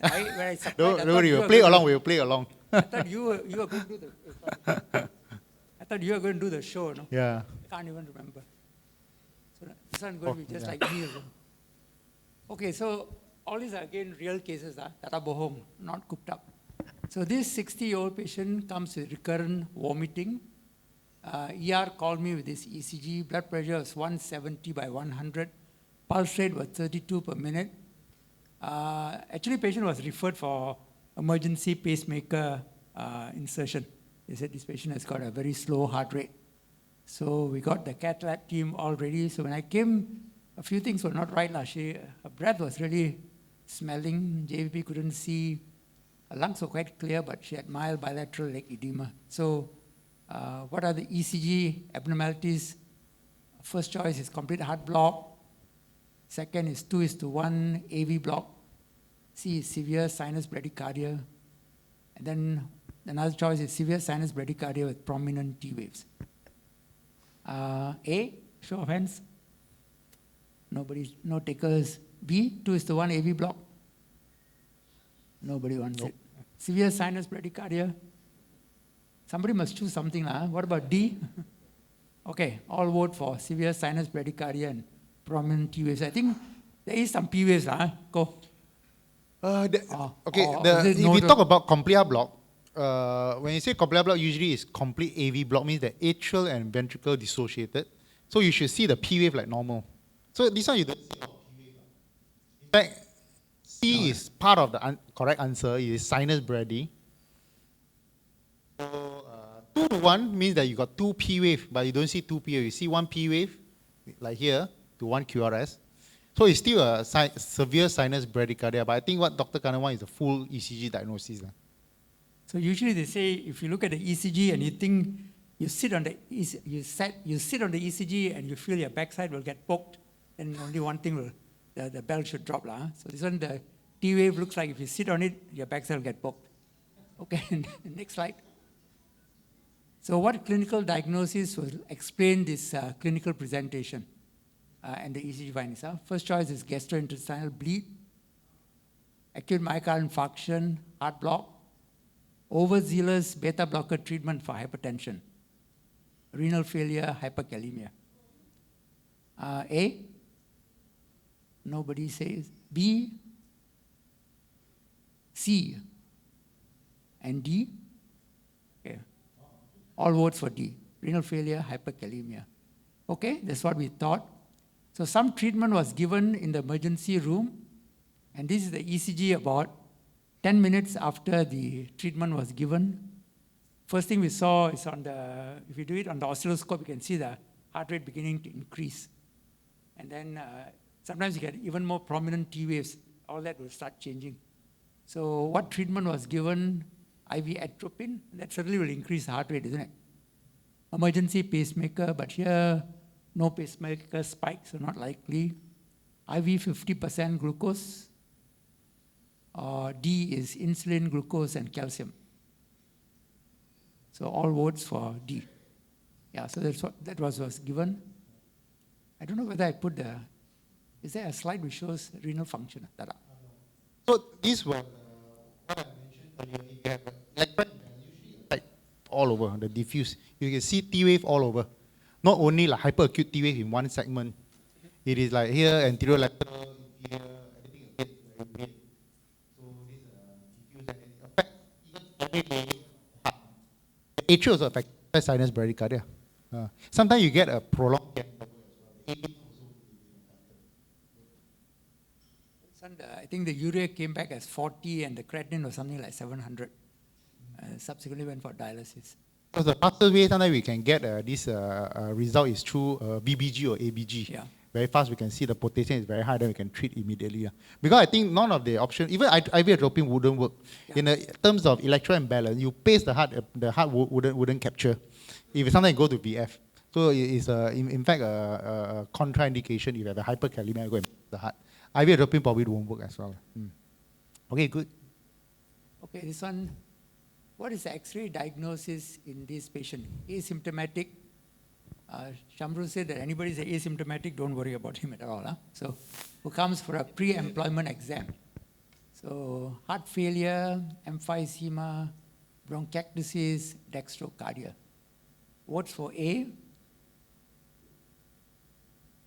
Votes for B. You're not supposed to talk, You're supposed to keep quiet. Somebody pointed. Sure, not emphysema. Sure, not emphysema. Bronchiectasis, the right side, the lung markings look quite prominent. Any takers for bronchiectasis? Dextrocardia, not likely. The heart is on the left side, but how can be dextrocardia?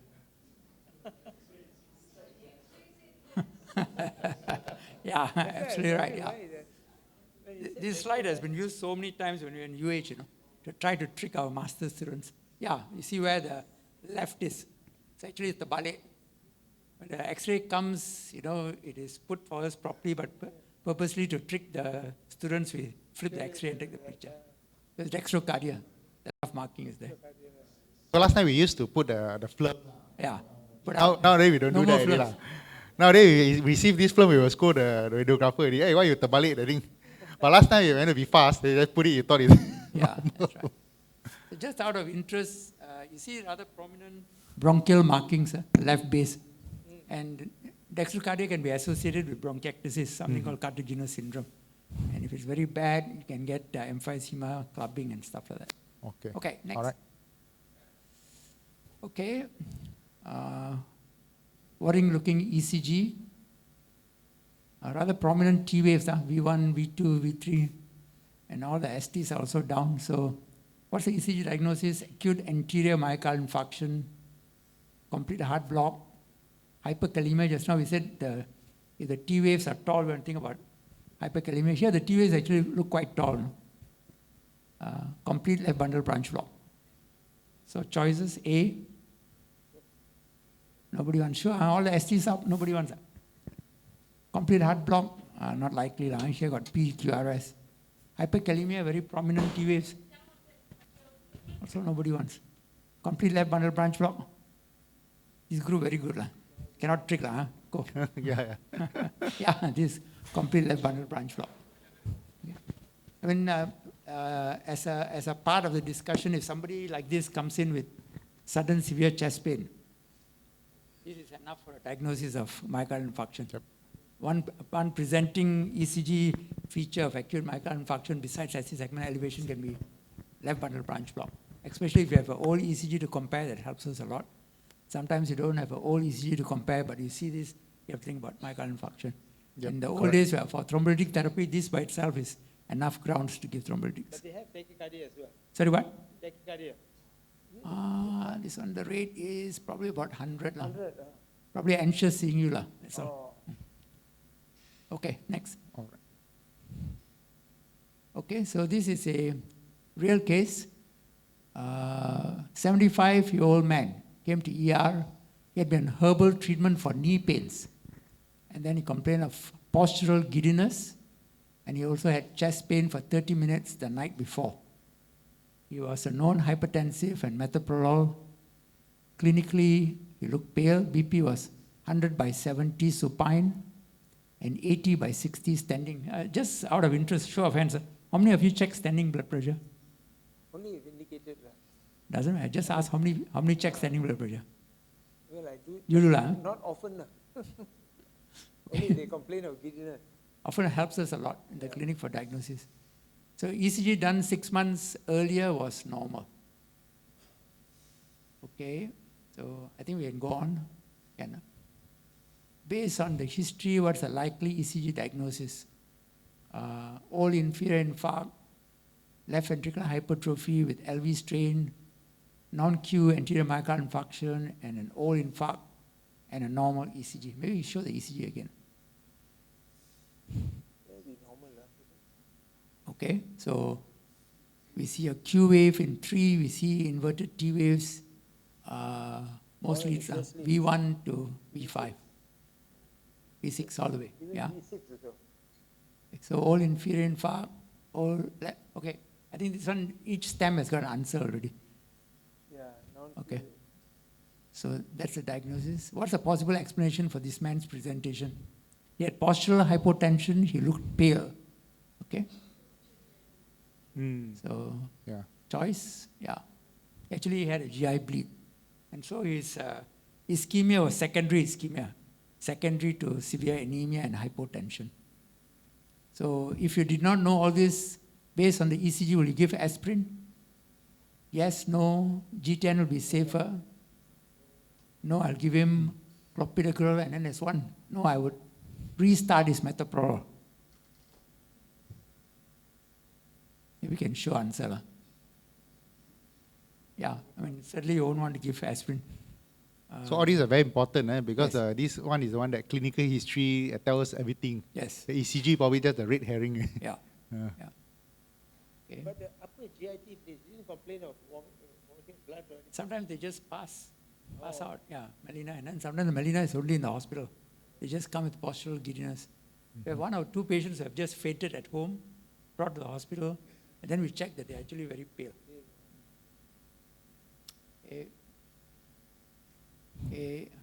what does this ECG shows? Acute coronary syndrome. I also don't know when I put up this ECG code. Okay, acute coronary syndrome, hyperkalemia, hypertrophic cardiomyopathy, left ventricular hypertrophy with LV strain pattern. This is quite similar to what Dr. Shamro showed us. Choice for one. We certainly see a lot of left ventricular hypertrophy, okay? Whichever criteria you look at, it fulfills the criteria for left ventricular hypertrophy. Acute coronary syndrome, anybody? No takers. Hyperkalemia, not likely, this one. Hypertrophic cardiomyopathy. ECG looks less angry than what Dr. Shamru showed us. What about left ventricular hypertrophy with LV strain pattern? Yeah, most votes are for this. Yeah. And this is a type of ECG that's very exciting, because you see something like this, patient's hypertensive, you treat it adequately, they're compliant, everything can just go away. Okay.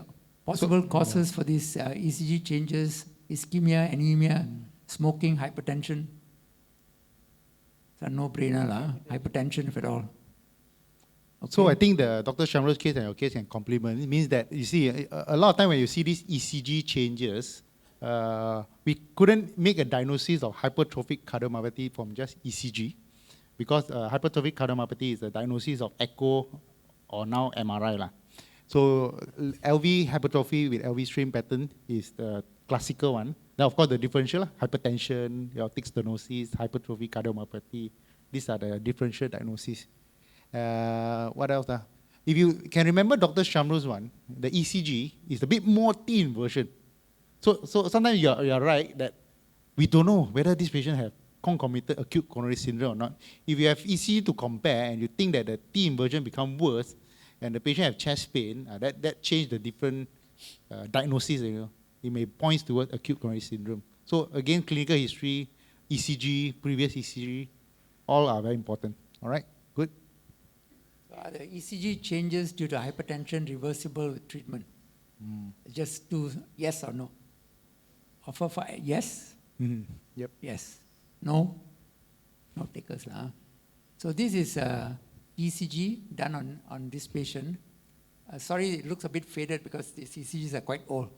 On the top, you see the ECG before treatment. You see the left ventricular hypertrophy and you see the strain pattern. And the second ECG was done about a year and a half later. I mean, you're still left with some T wave inversion, but you see the R waves have come down a lot. So the R wave come down a lot means that one other thing, of course, it tells you is that the left ventricular hypertrophy has regressed. And it's always very gratifying to see this, because it really, this is a treatment any of us can do. You don't need any sophisticated equipment. You just need to follow them up. They have to be compliant, and blood pressure is well controlled. It can cause regression, and they are improving many things. Left ventricular hypertrophy and hypertension increases the risk of sudden death, increases the risk of patient going on to heart failure, increases the risk of myocardial infarction.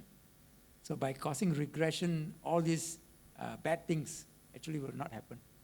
Dr. Kana, which type of antihypertensive that you prefer to treat this kind of hypertension with these ECG changes? The ones that show resolution are the ACE and ARB, if they can tolerate.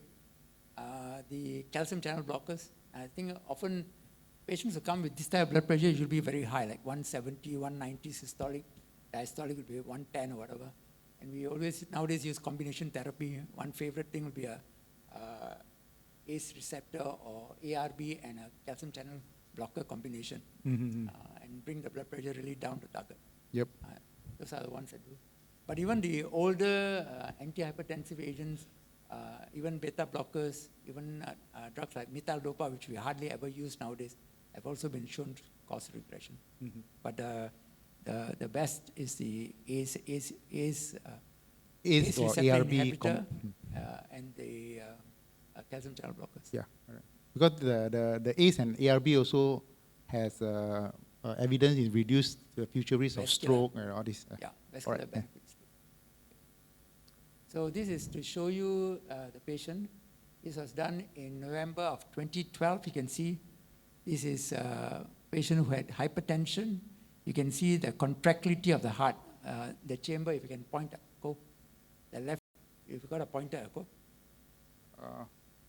Where Dr. Ko is pointing, that's the left ventricular chamber. You see the contraction is so poor. EF or something like 20%. You also see some mitral regurgitation. You see that little bit of blood going back from the left ventricle into the left atrium, there's mitral regurgitation. Okay, so just remember the date, November, that was 2011. This is about a year and a half later, March of 2014. See the contractility of the left ventricle now? And there's no mitral regurg. And this is a very sad story, you know. This lady is 72 years old. She lives in Klang. And she came with pulmonary edema because of high blood pressure, and that was the first ECG echo you all saw. So the treatment, everything resolved. The heart got well. She became asymptomatic. And about 3 years after she first saw us, she was found murdered in the house. Really sad. They found her, she was all tied up. Somebody went in and robbed her and killed her. So, I think that's my last minute. Okay, thank you very much, Dr. Kannan, for the interesting cases sharing. So, Dr. Nazrul, you have 2 interesting X-ray, I saw.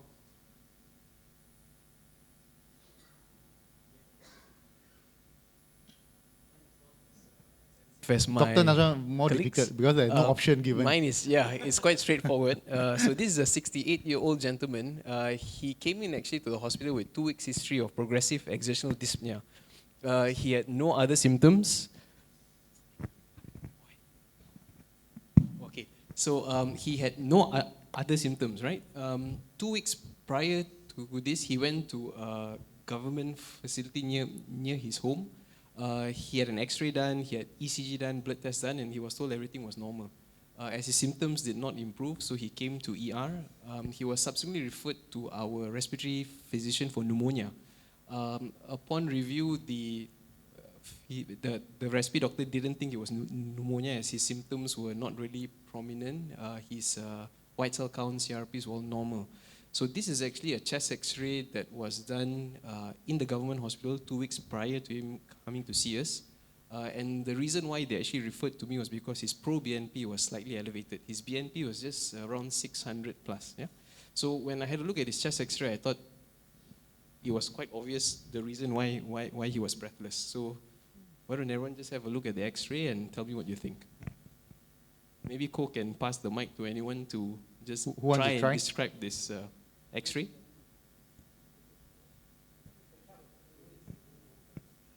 Ken. Anybody want to try?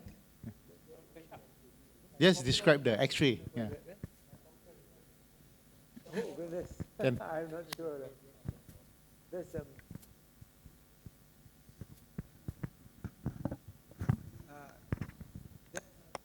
uncle markings in the right pericardial region, no? Right side, and even in the left side, haziness in the left zones. But left lower zone, haziness in the left and right lower zone. So those were just, I think, due to the penetration of the X-ray, but the trachea what do doesn't you see seem on the right-hand side? The trachea doesn't seem central, no? Slightly deviated. This is because I think he's slightly angulated. If you look at the clavicles, they are not really center. But you did mention something of the right side, on the right. Maybe Ko can, yep. Shadow on the right side, eh? No, not that Ko. Yes. Yes, yeah. What do you guys think this is? No? Again? Which one? Point? I thought a point. So if you just have a look at this point here, this, and then you see it tapers, dot, no, this, and then it tapers and it becomes a little bit smaller. What do you call this? So symptom-wise, exertional breathlessness, pro-BNP is a bit high. You don't really see any signs and symptoms of heart failure here. There's no upper lobe diversion, there's no effusion. So clinically, the lung is clear? Yes. Oh, that's interesting. But the BNP is a bit high. So lungs were clear on auscultation. So his SpO2 is a little bit low. It's about 95%, and this is on nasal prong. Any ECG changes? ECG changes, we see a right bundle branch block.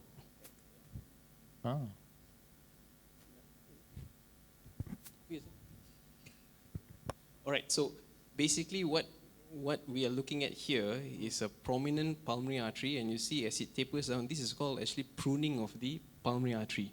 This is commonly seen actually in patients with pulmonary hypertension. So this is something that's very underdiagnosed, and it's very, very, very important, right? Because if we just assume that this chest X-ray is normal, and I think in the government hospital we're probably not going to do a BNP, we might just discharge this guy, and then his symptoms may not get better, he may not seek treatment.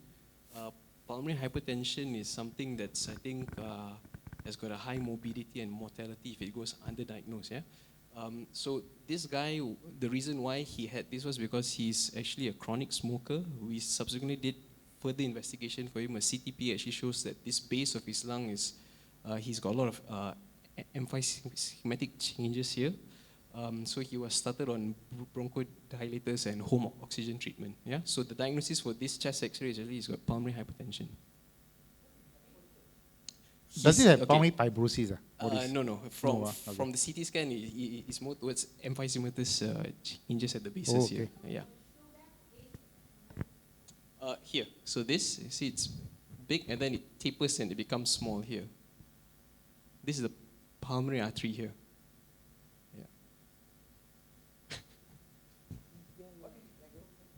His echo shows that his RV-RA is mildly enlarged. Yeah. PA pressure on the echo is about 50.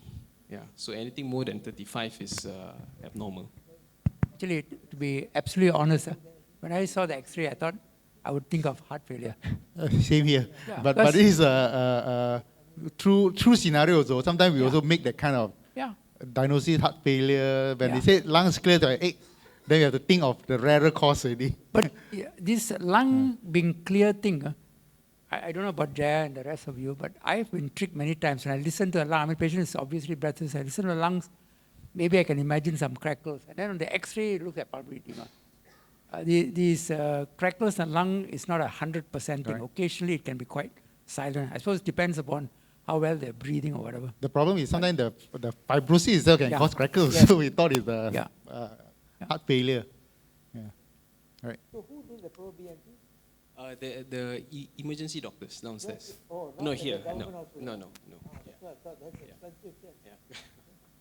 But you know, the BNP, 60-year-old man, 600 may actually be not too bad. Yeah, not too bad. Interesting. All right. Right. So the next one is a little bit more obvious, I would imagine. So this is a 60-year-old gentleman. Came in with central chest pain. His blood pressure upon admission was about 210 over 110, and his heart rate was 110. So anyone can describe the X-ray findings?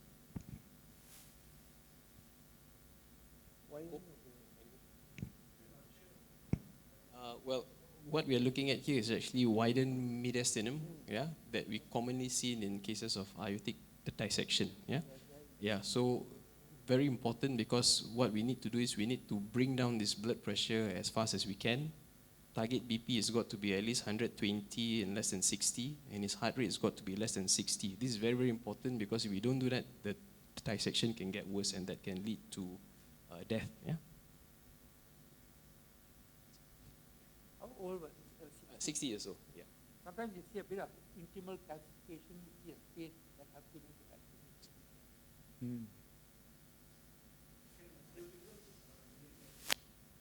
Aneurysm. This was actually a case of aortic dissection. Usually, sometimes they have aneurysm and then they dissect. And then it can tear, So, what's the treatment? What did they do? This was actually a Stanford A, so he went in for surgery. So Stanford A actually involves the aortic root, so he went in for a Bental. Right. This one, okay, very easy. The first one very difficult. Good case. Come, I think we have maybe a couple of minutes. We do a rapid fire. I think the crowd here is very, very good already. Let's do a rapid fire. 55-year-old female non-smoker, diabetes, hypertension, chest pain for 3 hours. So the ECG finding. So what is the diagnosis? Anterior MI, hands up. Okay, few of you all say anterior MI. Posterior MI. Posterior MI. Inferior MI? Inferior MI, all right, good. Lateral MI. Okay, so the answer is actually the anterior MI. So now, you have to recognize a few signs that is not ST elevation. Nowadays, a group came out with this term called occlusive myocardial infarction. We used to think that ST elevation we have to go in early primary PCI, but there are cases where the ST doesn't really goes up to the criteria, but it's actually occlusive, means that 100% occlusion of the arteries. Now, you don't wait for it to present with the occlusive MI criteria.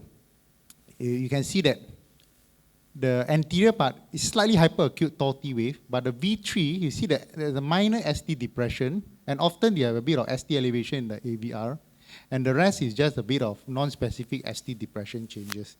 And this is called a De Winter's ECG sign. It's actually equivalent to proximal LAD occlusion. Have you heard of Wallin syndrome? Wallin syndrome is something like what do you call it? Something like a proximal LAD changes by this biphasic T wave.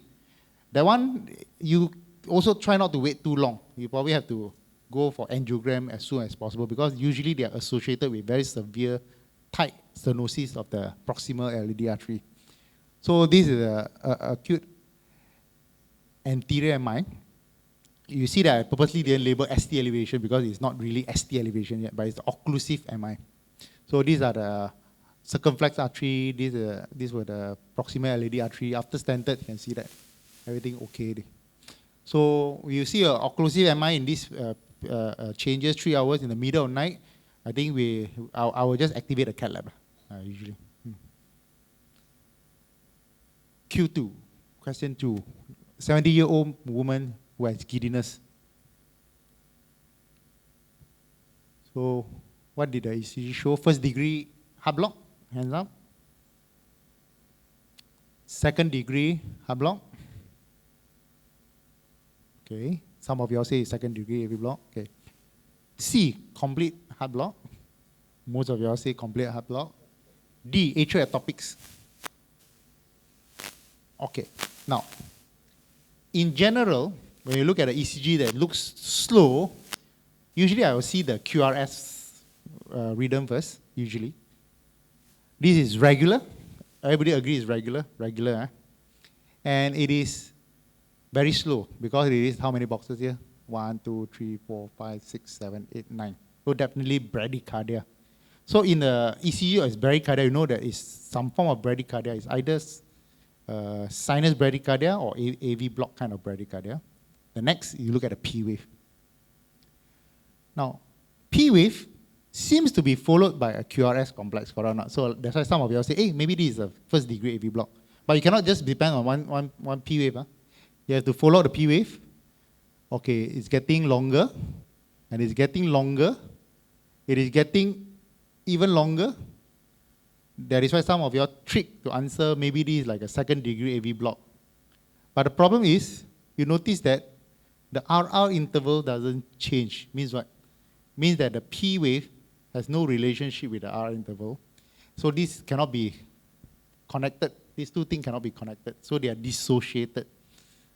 When they dissociated means that your AV has no connection. We call it complete AV nodal block.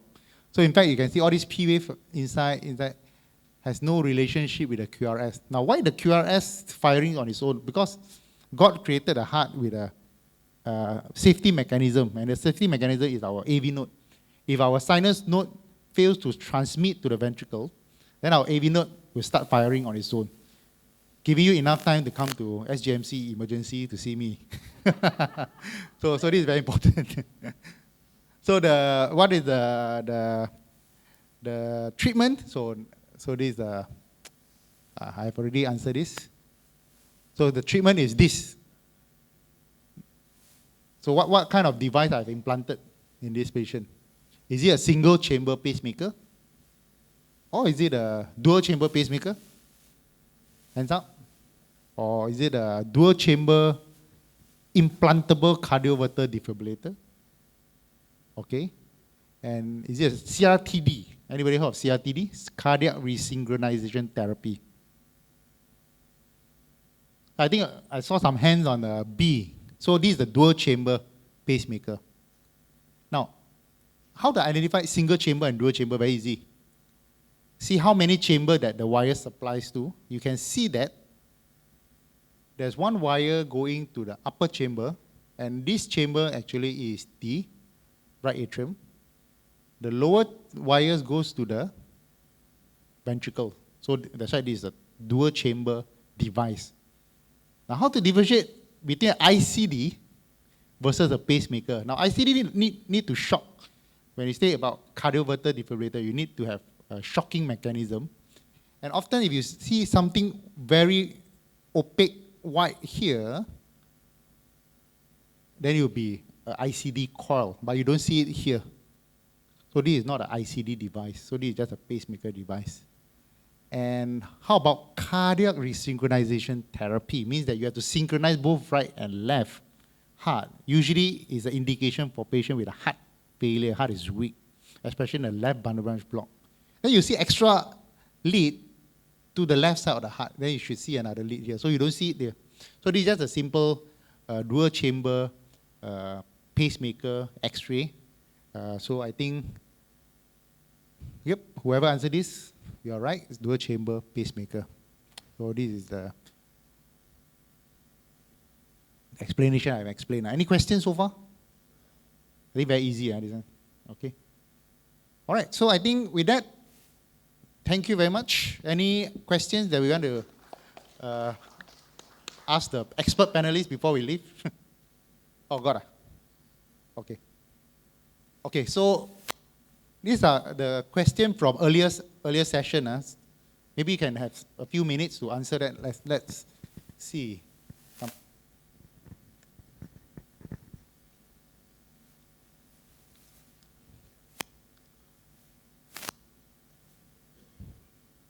Show the question again.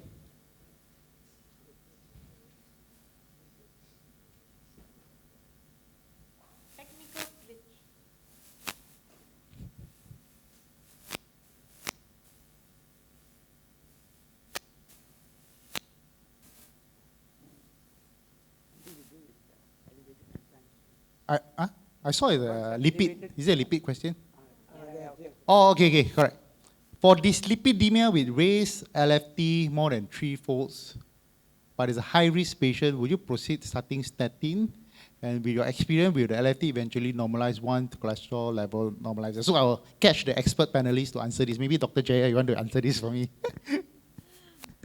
Yes, if the raised liver function test is before statins or after statins, or I guess looking at it, it was before you starting statins. Yes, I would start statins. I would follow it up with a repeat liver function test. If the LFT increases further, especially if 3-fold, then I would stop it. Will it normalize? I won't know. Sometimes it does, sometimes it doesn't. It depends upon the underlying etiology. If it is a fatty liver, yes, it may come down, but it may not normalize completely. For a routine person with a normal liver function test, you do not need now to repeat the LFT after starting statin therapy. Yep.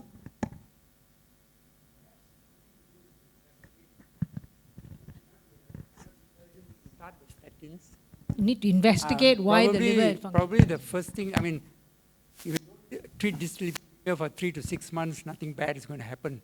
Probably one of the things to do is to investigate to see why the liver function is abnormal in the first place. Mm-hmm. It may be some sort of hepatitis a patient has got, and maybe some sort of treatment will cause it to regress, and then you can introduce the statins.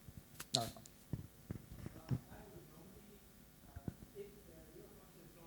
Statins are raised, I will start off with statins, but repeat the liver function and the cholesterol levels after 1 month. If the cholesterol levels will obviously have come down, but the liver enzymes go up, then I will, just to confirm, I will stop the statin for 1 month, and if it normalizes, then I know it is statin-induced. And then I will change the statin to a different statin. I've had a few patients, and I find this latest statin, you know, this Livilo, pitavastatin, happens to be the least toxic to the liver than the others. So we've started the patient on Livalo. His statins are okay. I mean, the cholesterols have come down, and the liver enzymes have not gone up. But with atorvastatin, rosuvastatin, all went up. You know, so that is what I've done.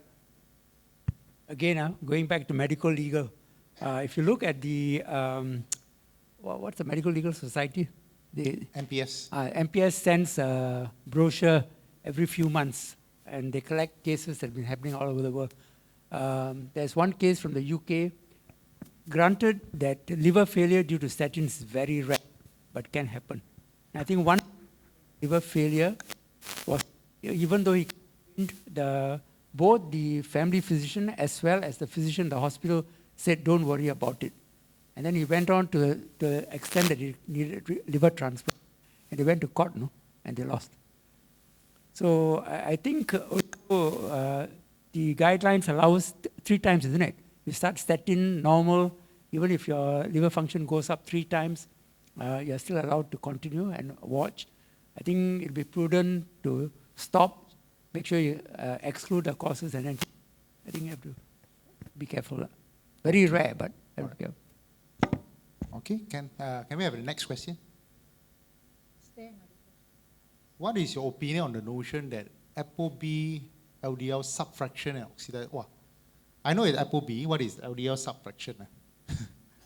I think they're talking about the small little LDL, lipoprotein little a. the little particles.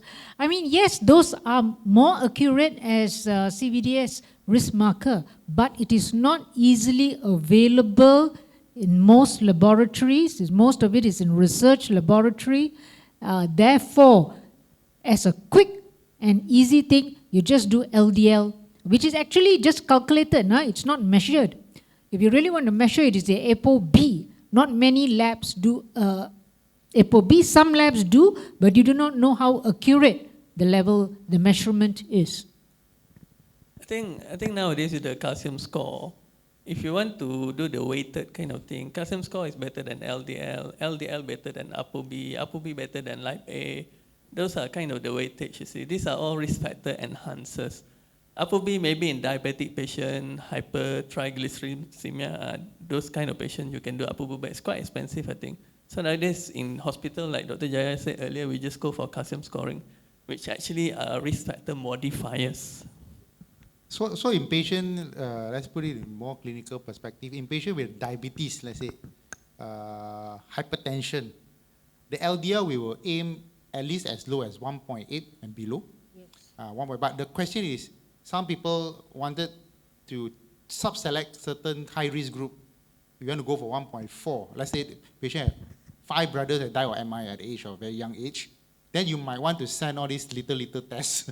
Yeah, for calcium score and then your LP little a and stuff like that. Or just bring it down to less than 1.4. Yes, that's the most practical way I tell my patient. Just bring it down to 1.4. If you don't have any myalgia, liver function stable, just bring it to 1.4. That's it. No need to do all this extra tests. Because whatever is raised, there is no specific medication yet to suppress these markers and have a prognostic outcome. But I'm saying this now, but in 5 to 10 years, there might be a new medication, we don't know. Yeah, because this is all in the pipeline. All right. Next. Oh, thank you. Presume it's for me. Okay, what about risk of AF recurrence for cardiac ablation in the man aged 74 years old, currently on bisoprolol and apizaban? Any thoughts of pacemakers is recommended? Okay. AF recurrence after ablation doesn't depend on age. It depends on how early you go for the ablation. If you have a persistent atrial fibrillation for 10 years, even though you're aged 50 years old, the recurrence rate for atrial fibrillation is higher. If you already develop heart failure, then the recurrence rate is a bit higher. If you catch someone in the 85 years old, I think my oldest is probably 85 years old, but it's a fit 85 years old, still working. Palpitation, symptomatic. I ablate based on symptoms because it failed amiodarone. After the ablation, because it catch very early, very symptomatic, I think only 6 months towards AF. after ablation, no recurrence until now, almost 3 years plus, 5 years. But of course, I don't ablate that based on prognostic factor, based on symptoms. So it's not a question of the age, remember that. So the earlier you refer the patient and we think is good for rhythm control, then we will go for ablation. Pacemaker, okay, nowadays, when the patient with an atrial fibrillation comes in with a fainting spell and you catch bradycardia, you do a Holter if possible to catch two things. Number one, is the bradycardia due to AF termination or not? What do I mean by that? You can see AF very fast. Suddenly the AF terminates, it will go pause and then back to sinus brady, sinus brady, sinus brady. In this group, it's not a pacemaker. Pacemaker is not a first option. The first option is AF ablation. Because you're able to ablate the AF, 70% of the time they don't need pacemaker the rest of their life. Because pacemaker only tackle bradycardia, it doesn't tackle the root cause, which is the AF that caused the bradycardia.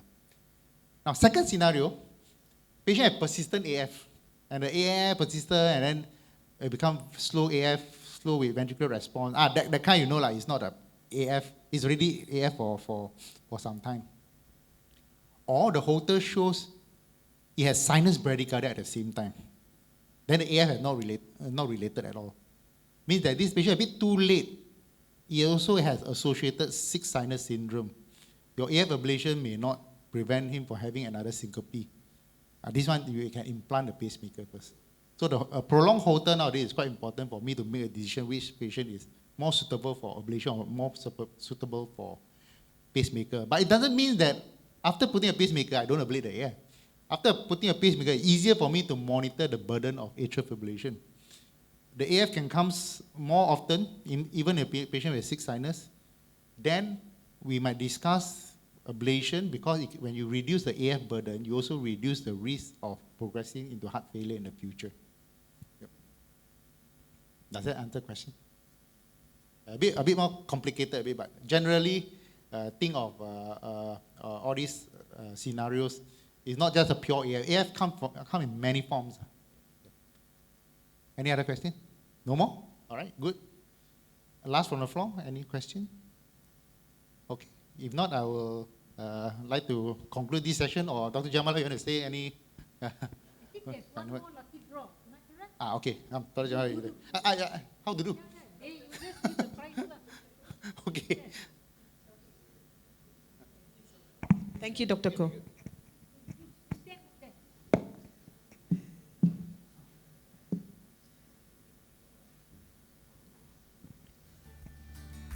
And now, as we approach the close of today's symposium, it's time for our final lucky draw.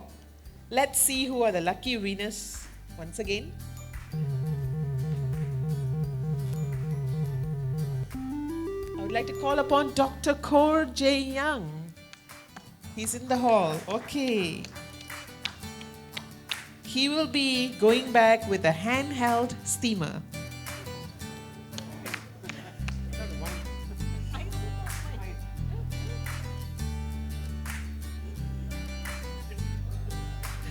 Next up,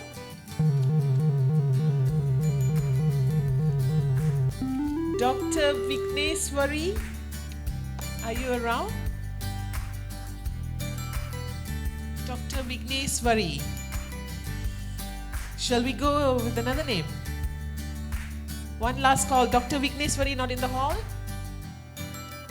Okay. Can we move on?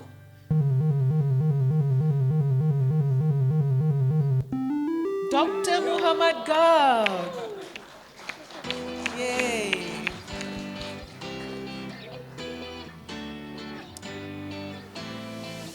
So, doctor, you'll be going back with a comfy travel pillow.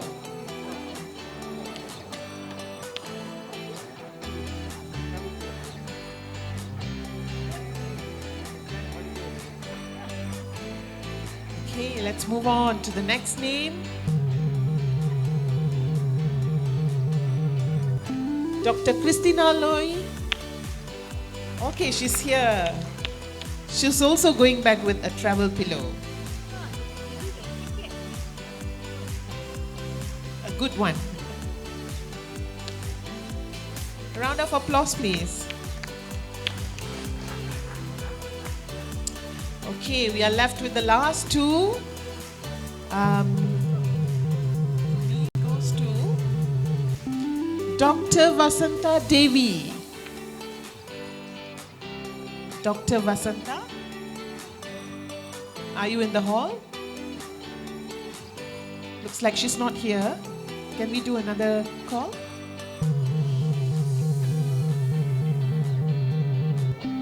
Dr. Wong Yuen Teng. Oh, she's here. Okay. Congrats. She will be going back with a hard case 8-wheel spinner luggage bag for a nice holiday.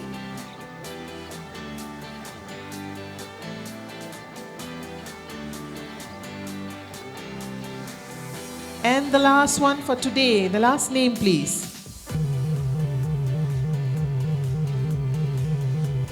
Dr. Lo Zhu Wei. Yes, she's here.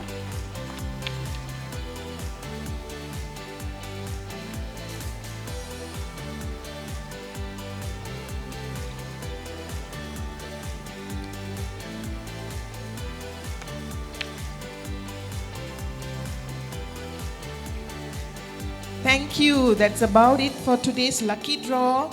And I would like to call upon Dr. J.M. Malar on the stage, please, to have some last few words for the audience today.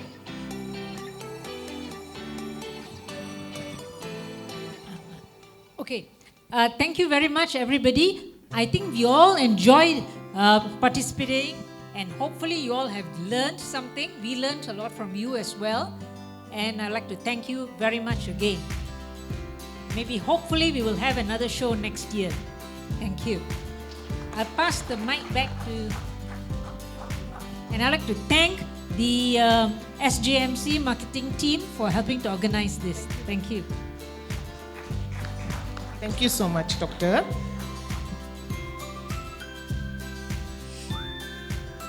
Our deepest gratitude to all our speakers today for your contribution in making our symposium a success. May I invite everyone to kindly scan the QR code that will be on the screen now. Please do not use your MMA QR scanner, as your information will be uploaded manually from the form later. If you encounter any difficulty scanning the code, please approach the registration desk and we'll assist you.